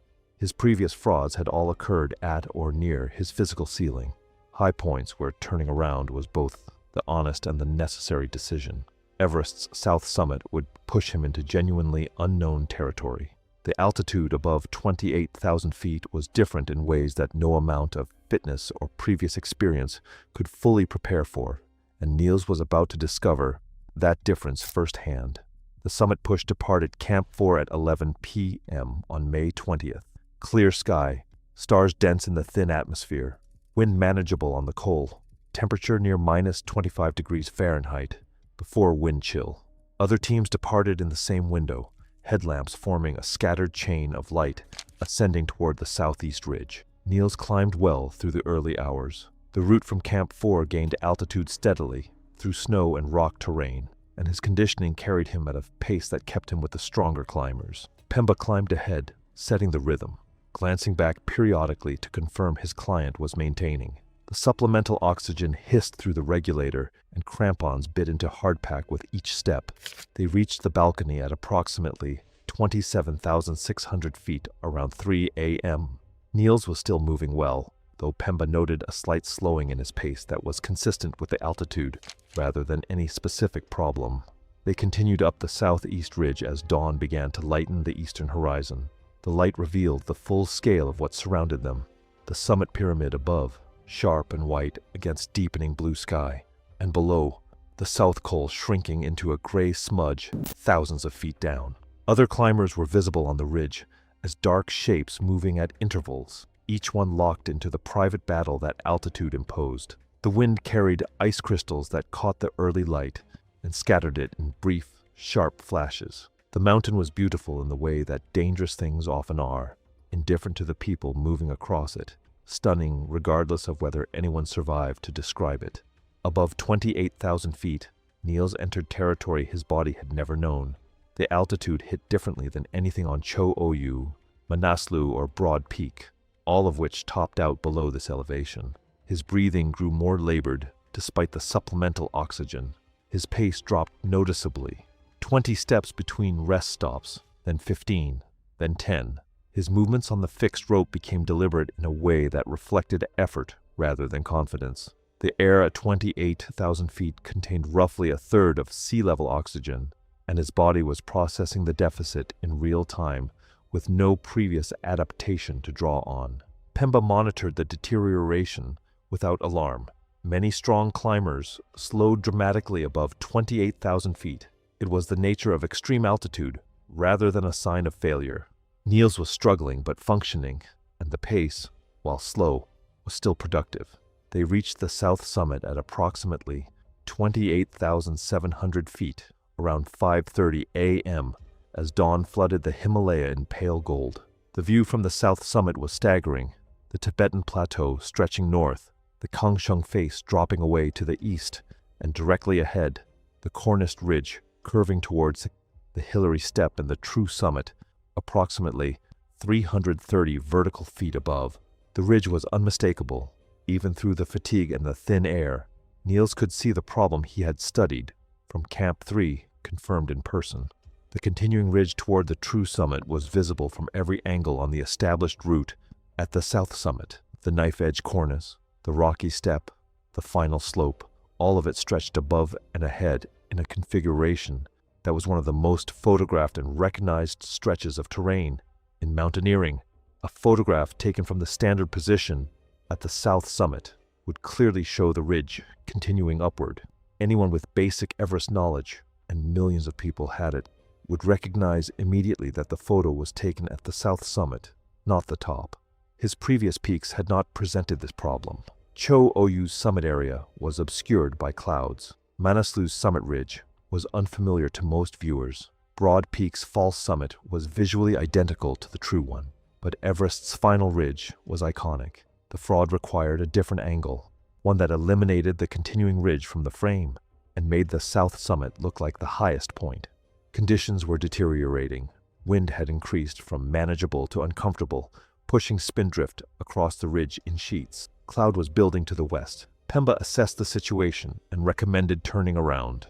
They were past conservative turnaround time. Conditions were worsening, and the true summit was still 330 vertical feet away across the most exposed terrain on the route. Niels agreed without resistance. This was his pattern. Accept the call, work within it. The turnaround was both physically necessary and professionally familiar. Pemba began preparing for the descent. He moved onto the fixed line below the south summit, checking anchors and positioning himself for the down climb that would take them back through the southeast ridge toward the balcony in Camp 4. Before following, Niels told Pemba he needed a minute to take photographs. The request was unremarkable. Clients photographed at high points on every expedition, and Pemba acknowledged it with a nod before turning his attention to the descent route below. Niels was alone on the south summit with his camera and the problem that had followed him from Camp 3. From the established route, every angle included the ridge above, the corniced traverse, the rocky step, the final summit slope. They occupied the frame, no matter how he positioned himself. The only direction that offered what he needed was east, along the ridge toward the Kangshung face, where a slight rise in the corniced snow would block the view of the continuing ridge if he moved far enough along it. He unclipped from the fixed line and moved along the ridge toward the east. The snow beneath his crampons looked solid, white, wind-packed, the same surface he had been climbing on all morning. He moved carefully, aware of the exposure, but focused on the angle. Each step along the ridge changed the visual relationship between his position and the summit above. 10 feet from the fixed line, the ridge was still visible. 20 feet, and the corniced rise began to obscure the lower portion. 30 feet, and the angle was nearly right. The continuing ridge was blocked by the snow feature to his left, and behind him, the Himalayan panorama spread in a sweep that would make any photograph look like the top of the world. He stopped. This was the angle. He positioned his ice axe upright in the snow beside him, removed his goggles to show his face clearly, and raised his camera. Below, Pemba had moved several body lengths down the fixed line when something made him look back up toward the south summit. What he saw sent adrenaline through exhaustion. Niels was off the fixed line, standing on the corniced ridge, 30 feet from the established route, on terrain that Pemba recognized immediately as the overhanging edge of the Kangshung face. He shouted. At 28,700 feet, in wind that was pushing 20 miles per hour across the ridge, the sound covered a fraction of the distance before it dissolved. Pemba began climbing back up the fixed line toward the south summit. He was seconds away. The distance between them was 30 feet of horizontal ridge, and the vertical difference between the fixed line and the crest. Seconds that the mountain did not grant. The cornice fractured on a line that ran behind where the overhang visually began, a fundamental characteristic of cornices that every experienced mountaineer understood, and that Niels, standing on the wrong side of that line, did not feel until the snow shifted beneath his feet. The break was clean, sudden, and total. The section of snow he was standing on separated from the ridge and dropped. Niels Decker fell down the Kangshung face of Mount Everest, a near vertical wall of ice and rock that plunged more than 10,000 feet to the glacier below. The fall was not survivable from the first second. There was no ledge to catch him, no slope to slow the acceleration, no feature between the cornice and the glacier that could have changed the outcome. He was gone before the sound of the fracture finished echoing off the ridge. Pemba climbed back up to the fracture point. The broken cornice edge was sharp and clean, a fresh wound in the snow that exposed the layered structure of wind-built overhang and the empty air beneath it. He looked over the edge. The Kangshung face dropped away into cloud and shadow, a vertical void that swallowed everything. There was nothing to see. There was nothing to do. He remained at the edge for a long moment, long enough that the cold began penetrating his gloves, and the wind pushed him off balance. Then he turned around and descended. Niels Decker's body was never recovered. Pemba Chering descended to Camp 4 and reported the death as a tragic accident, a client who stepped onto a cornice while photographing at the south summit. In the weeks that followed, the climbing community examined Niels's summit history with the scrutiny that death invites and life does not. Experienced climbers identified inconsistencies in his photos, terrain at Broad Peak matching the false summit, Manaslu's ridge angle matching a position below the top, cloud patterns on Cho Oyu consistent with where weather had turned back multiple teams. Former Sherpas from each expedition confirmed what the photos suggested. 3 8,000-meter summits, all fabricated.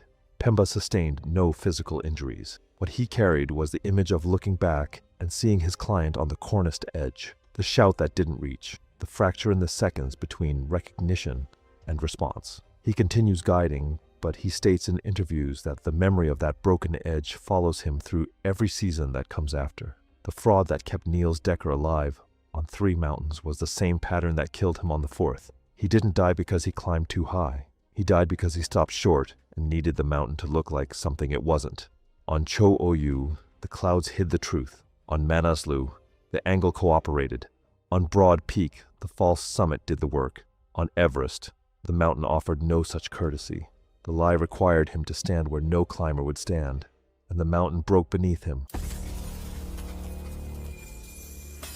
It was May 7th, 2016, and the approach to Camp 2 cut across the western CWMs. The route followed wands and tracks across snow bridges, spanning crevasses deep enough to swallow climbers completely. Mark Crawford, 47, and his wife, Diane, 45, were both from Atlanta. Mark worked as a pharmaceutical sales director. Diane ran an operations consulting firm. Their experience consisted of Kilimanjaro together and an incomplete Elbrus attempt that ended early for work obligations. The Everest idea came from a YouTube documentary they watched on a flight. A polished video that showed summit day in golden light and said almost nothing about the weeks of suffering that made it possible. Their Sherpa was Mingma Jongbu, 36, from Kumjung. 7 Everest summits, respected for technical skill and situational awareness. The Crawfords' defining behavior was mutual reinforcement. Individually, either might have listened to reason. Together, every recommendation became something to negotiate. Every protocol a timeline obstacle, and any hesitation from one was quickly overridden by the other's confidence. During initial briefing, when expedition leader Furba Tashi explained standard rotation schedules, Mark asked whether timelines could be compressed for climbers in excellent condition. Furba explained acclimatization occurred at rates bodies controlled, not schedules. Diane responded that they had limited vacation time and expected efficiency. Mark nodded. The united front they presented in boardrooms now aimed at 29,000 feet.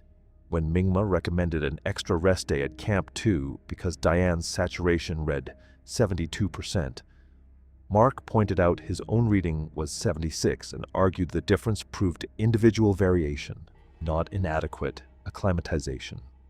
Diane, unwilling to appear weaker than her husband, dismissed Mingma's concern and insisted they continue on the original schedule. The critical mistake began at Camp 2 during the final rotation, when Mark developed a persistent cough, dry at first, then producing clear fluid.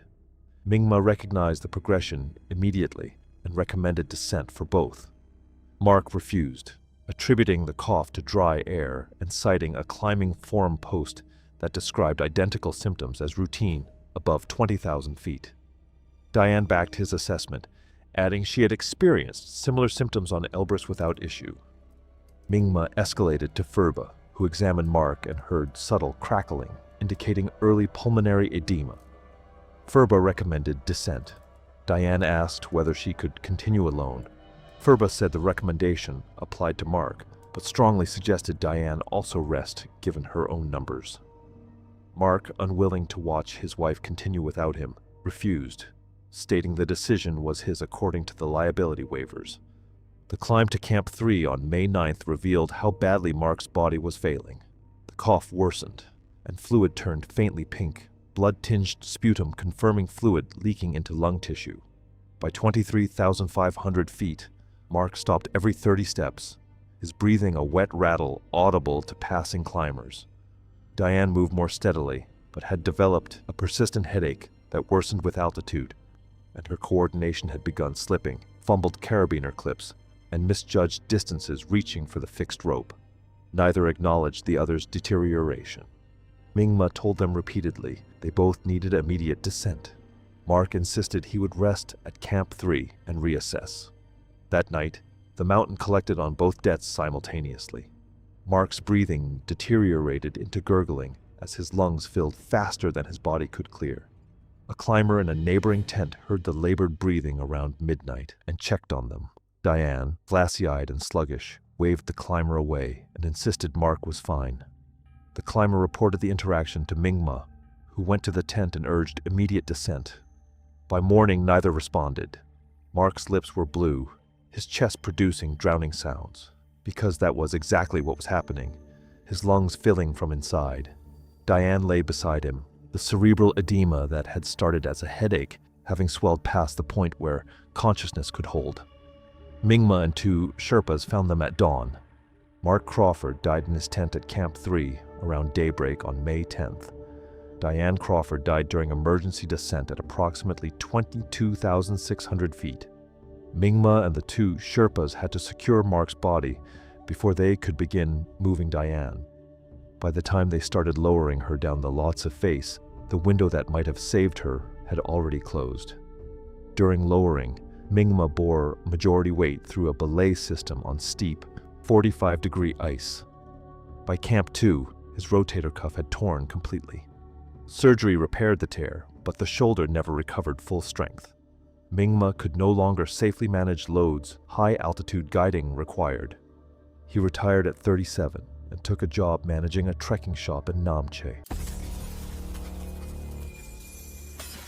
It was September 3, 2018, at Camp 4 on Everest's South Col. Bitter winds swept the exposed ridge, and climbers huddled in their tents for survival. Shelter and oxygen systems were critical, as even brief exposure to the thin air could turn deadly. At this altitude, failure of equipment or protection left no margin for error. Nathan Boris, 42, a petroleum geologist from Anchorage, had been climbing with expedition leader Maria Santos for 3 years. Boris had recently discovered Santos was embezzling funds from client expeditions, skimming tens of thousands of dollars, and he had confronted her at base camp with bank records and receipts. He demanded repayment and threatened to expose her upon return. Known among the team for his meticulous record-keeping and level-headed approach, Boris had always prioritized safety, following every protocol despite the extreme environment. Santos, realizing Boris's evidence could destroy her career and result in criminal charges,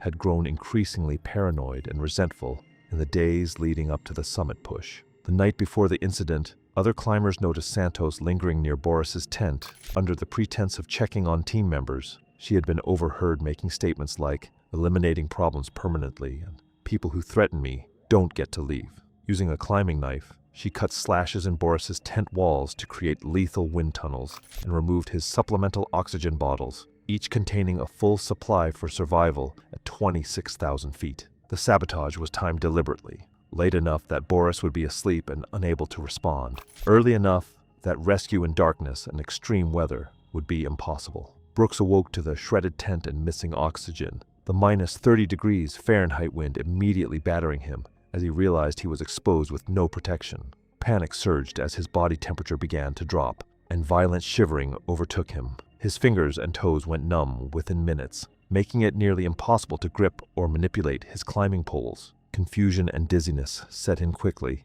and every movement became a monumental effort. He stumbled blindly across the snow, desperate for shelter, slipping repeatedly on icy patches while trying to find another tent. Each gust of wind cut through the tattered fabric of his tent, driving snow into his face and frosting his goggles, further disorienting him. As hypothermia worsened, Brooks's steps grew uncoordinated and erratic. He began moving in circles, losing awareness of direction and the distance to safety. His GPS tracker showed him covering barely 200 yards over nearly 50 minutes, his attempts to reach help thwarted by exhaustion and freezing temperatures. Each breath was shallow and painful, the thin air 1,000 feet, magnifying every struggle. Meanwhile, Santos watched from her own tent, observing his erratic movements on her device. She commented coldly, "Problem solved," as Brooks finally collapsed into the snow, unable to continue, the merciless altitude and brutal exposure ensuring there would be no recovery. Efforts to locate Boris were delayed,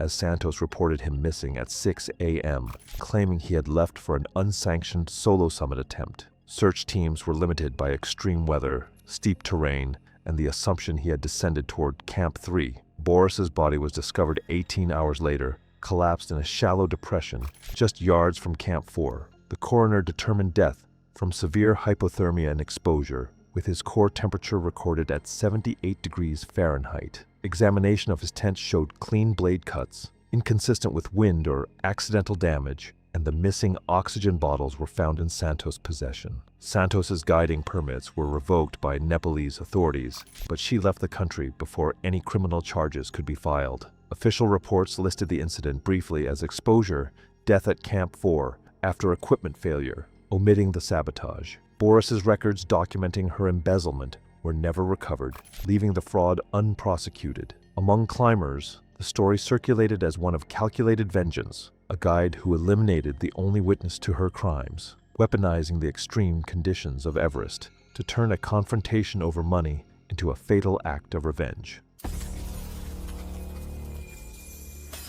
was October 14th, 2016, on the upper routes of Mount Everest, where autumn weather can quickly change from clear skies to storm conditions. Above the lower camps, the terrain is exposed granite and ice with little natural shelter, and strong winds can rapidly bring freezing precipitation and reduced visibility. Medley Ciano was 31, a real estate agent from Denver who had recently taken up mountaineering as a recreational achievement challenge. She had successfully climbed several lower elevation peaks during summer seasons under stable weather conditions. Ciano viewed high-altitude climbing primarily as a personal milestone rather than a long-term technical skill requiring specialized alpine experience. She publicly aimed to complete multiple major climbs before her next birthday, expressing confidence that physical fitness and determination were sufficient preparation.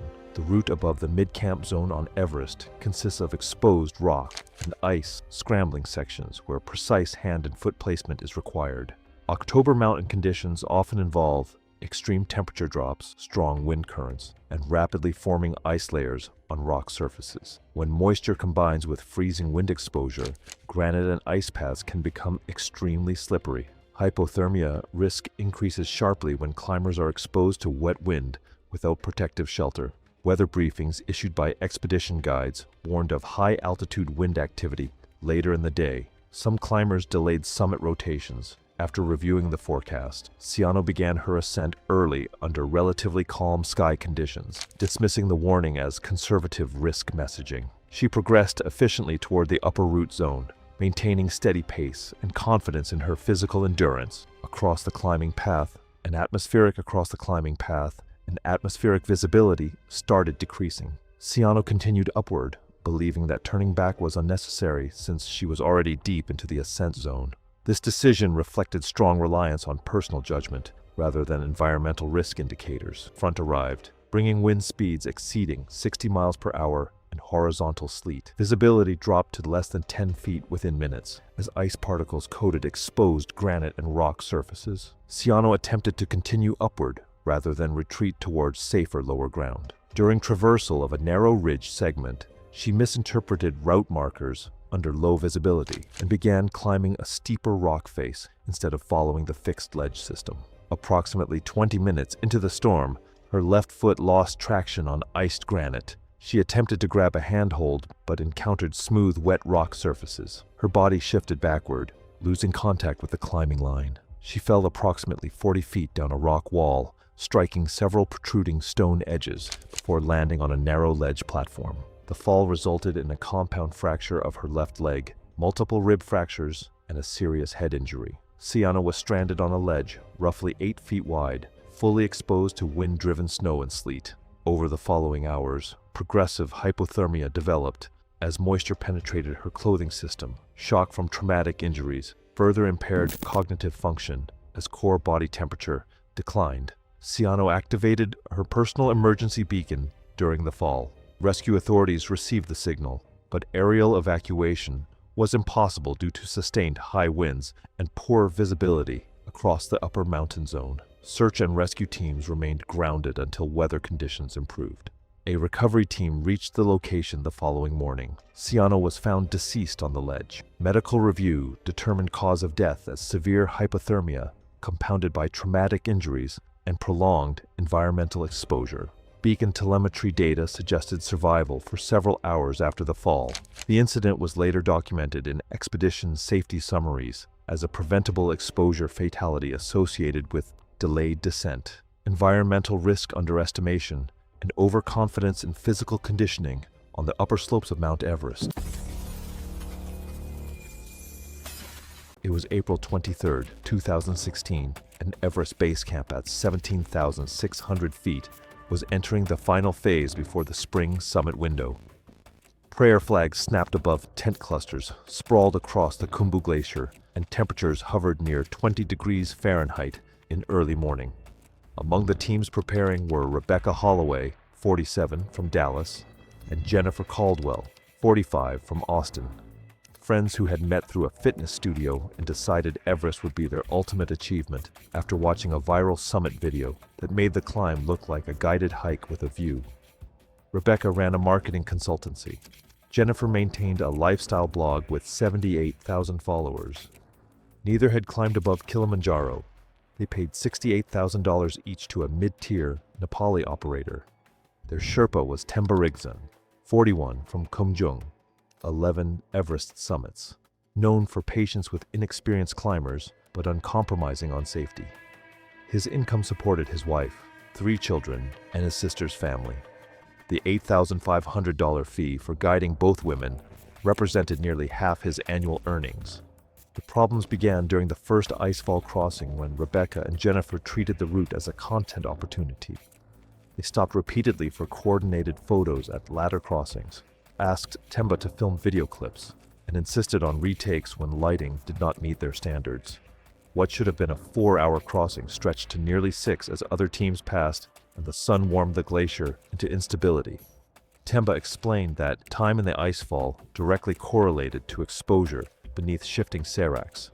Rebecca responded that their sponsors expected quality content. The behavior continued through rotations. At Camp 2, they spent 90 minutes staging photos with the Lhasa face in the background.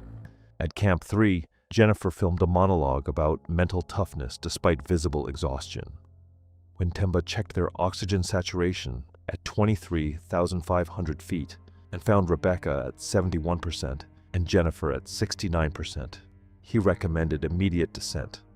Both dismissed the suggestion, citing YouTube videos of climbers who had continued with similar numbers.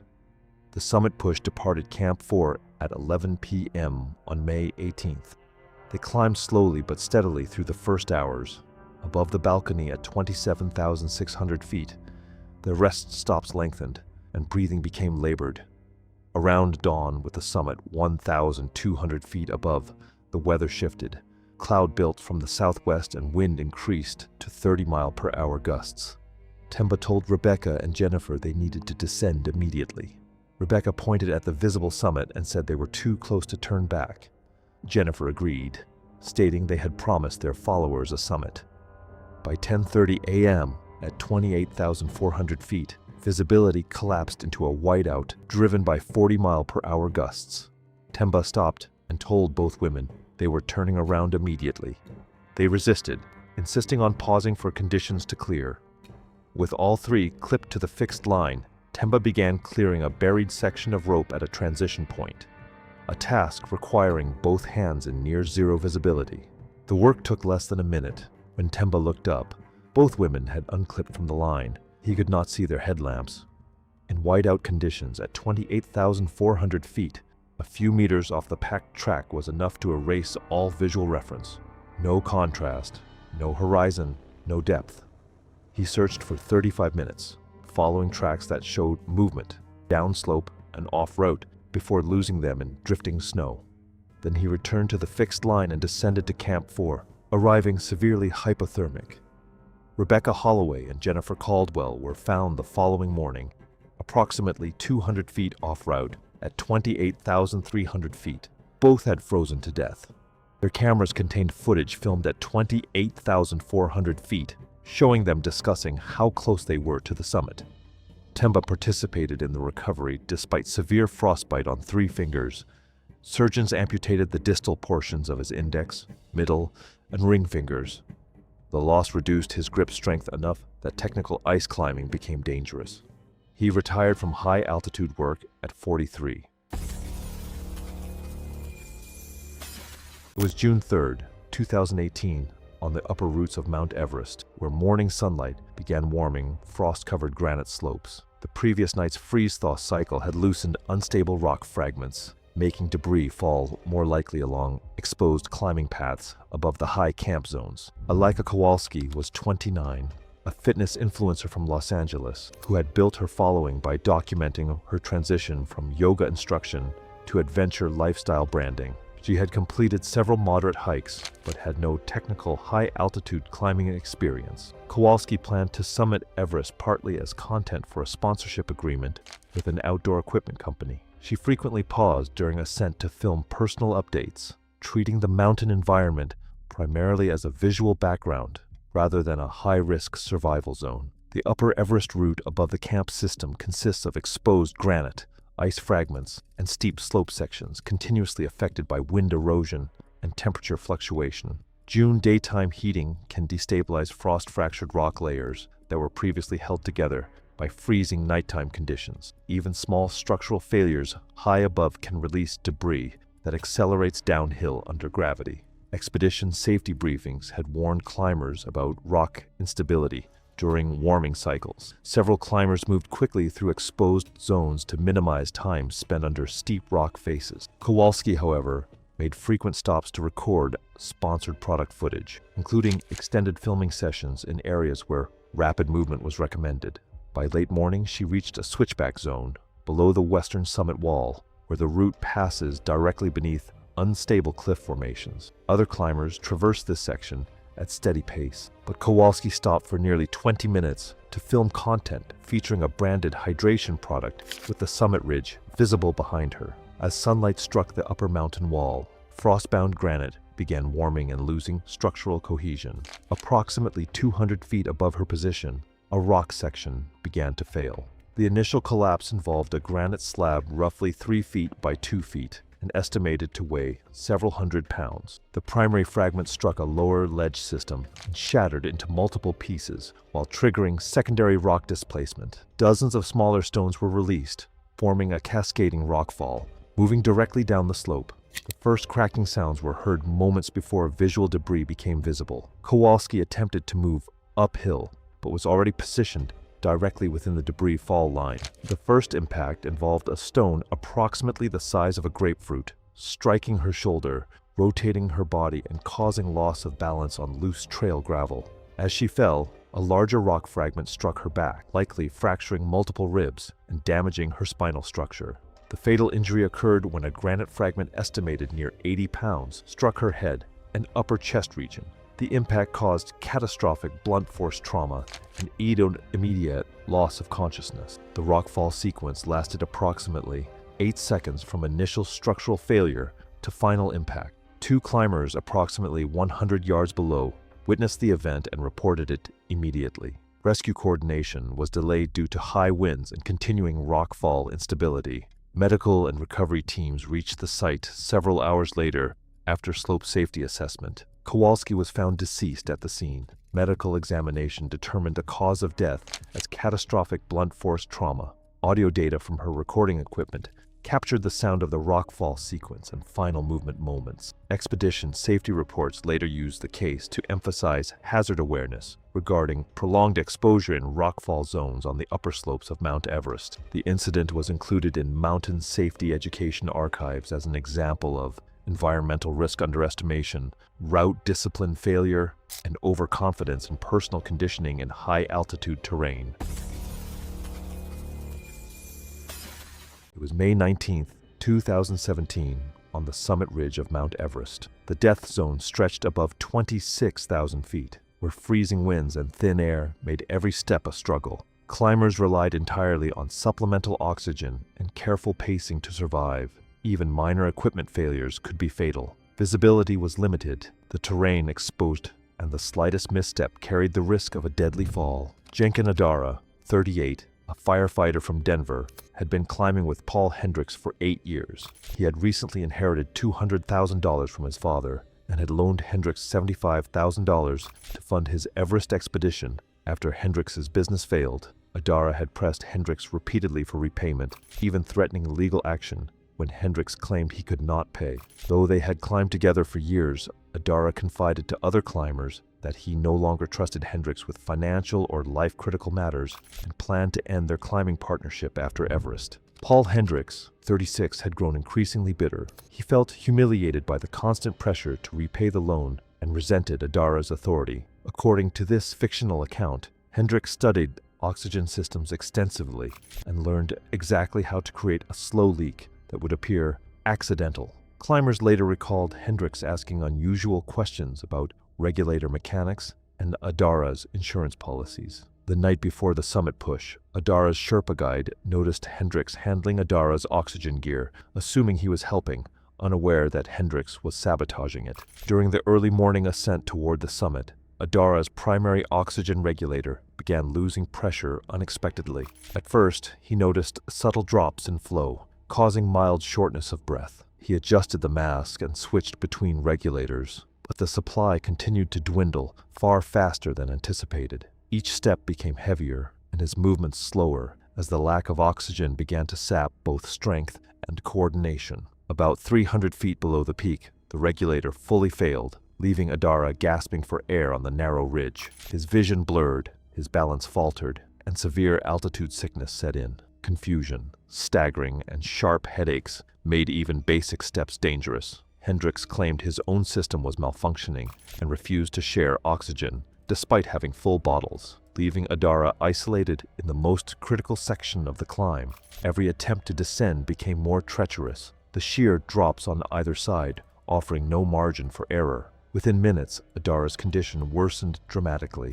Cerebral edema overwhelmed him, clouding judgment and causing him to stumble repeatedly. Disoriented and slipping on the icy ridge, he could no longer maintain his footing. Hendricks's helmet camera later showed him checking Adara's pulse, confirming the unconsciousness. Before he continued alone toward the summit, Adara collapsed on the ridge, just 280 feet from the top, the thin air and freezing temperatures ensuring that survival was impossible. Hendricks radioed base camp later, reporting that Adara had succumbed to altitude sickness, and no rescue was attempted due to location and weather. Adara's body was recovered 6 weeks later during a commercial expedition. The coroner listed cerebral edema and hypoxia as the cause of death, but the damaged regulator was noted as a contributing factor. Tool marks on the valve indicated deliberate puncture, inconsistent with accidental damage or normal wear. Hendricks collected Adara's life insurance payout as the designated beneficiary and never repaid the loan. Official reports briefly listed the death as high-altitude cerebral edema near the summit, with no mention of foul play. Among climbers, the story circulated as a chilling example of revenge at extreme altitude, one partner eliminating another when resentment and greed outweighed loyalty, and the mountain left no room for mercy. It was April 29, 2017, and Camp 2 at 21,200 feet sat in the western CWM's heart. Surrounded by towering walls that compressed sound and reflected afternoon heat, Linda Hartwell, 49, from Phoenix, had built a successful real estate company before selling to fund personal reinvention. She maintained social media presence across platforms for 92,000 combined followers. Her Everest expedition was the centerpiece of her content strategy, partially funded by $38,000 in gear sponsorships requiring branded posts from each camp. Her experience consisted of Kilimanjaro and a failed Denali attempt, but she had watched dozens of Everest vlogs from other influencers who summited, and the footage made the climb look difficult but manageable for anyone willing to pay and push through. Her Sherpa was Kusang Bote, 44, from Namche, 13 Everest summits, known for tolerating difficult clients because he understood economic reality. The fee represented money his family depended on. Linda's behavior centered on content creation at survival's expense. She spent hours filming multiple takes when she should have been resting. At Camp 1, she asked Kusang to film her crossing an icefall ladder 3 times for the right angle. At Camp 2, she refused expedition meals, insisting Kusang prepare specific foods she brought, leaving both with less rest. At Camp 3, Linda spent 30 minutes on appearance prep before filming a segment about mental toughness, time she did not have at 23,500 feet, where every calorie and every minute of rest carried survival value.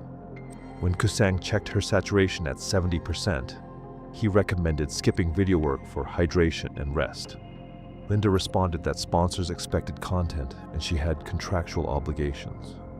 By Camp 4 on May 14th, Linda had depleted reserves she never possessed. At 26,000 feet, she asked Kusang whether the expedition's satellite phone could be used to upload video to meet sponsorship deadlines. Kusang explained the phone was reserved for emergencies and weather updates. Her saturation at Camp 4 measured 71%, despite supplemental oxygen, suggesting her body was absorbing oxygen poorly. Kusang told expedition leader Dawa Tashi that Linda was not physically prepared. Dawa spoke with Linda, who insisted she felt strong. Dawa noted the saturation was borderline and told Linda the decision was hers, but that Kusang's 13 seasons of experience should be weighed seriously. Linda stated she was continuing. They departed at 11 p.m. Linda's pace was slow from the start. 20 steps, 2-minute rests, labored breathing. By the balcony at 4 a.m., she stopped every 15 steps with 5-minute rests. Kusang checked saturation, 58%. He told her directly that her body was shutting down and they needed immediate descent. Linda refused. She had promised followers a summit. She had sponsors expecting branded photos. She had invested too much to turn around. At 27,800 feet, Linda sat down and stopped. She told Kusang she needed 5 minutes. He tried repeatedly to get her moving, adjusting oxygen, offering water, speaking with urgency about descending before she lost ability to walk. Her responses became incoherent. Her eyes stopped focusing. Exhaustion and hypoxia pushed her past where consciousness could sustain effort. She slumped forward. Kusang tried to stand her, but her legs would not support weight. Linda Hartwell died at 27,800 feet around 6:30 a.m. Kusang remained with her nearly 3 hours before accepting she was gone and descending. The extended time at extreme altitude triggered pulmonary edema in Kusang's lungs. He reached Camp 4 in critical condition and was evacuated to Kathmandu, where doctors diagnosed permanent lung scarring. The damage reduced his capacity enough that working above 20,000 feet became medically inadvisable. Kusang's high-altitude career ended at 44.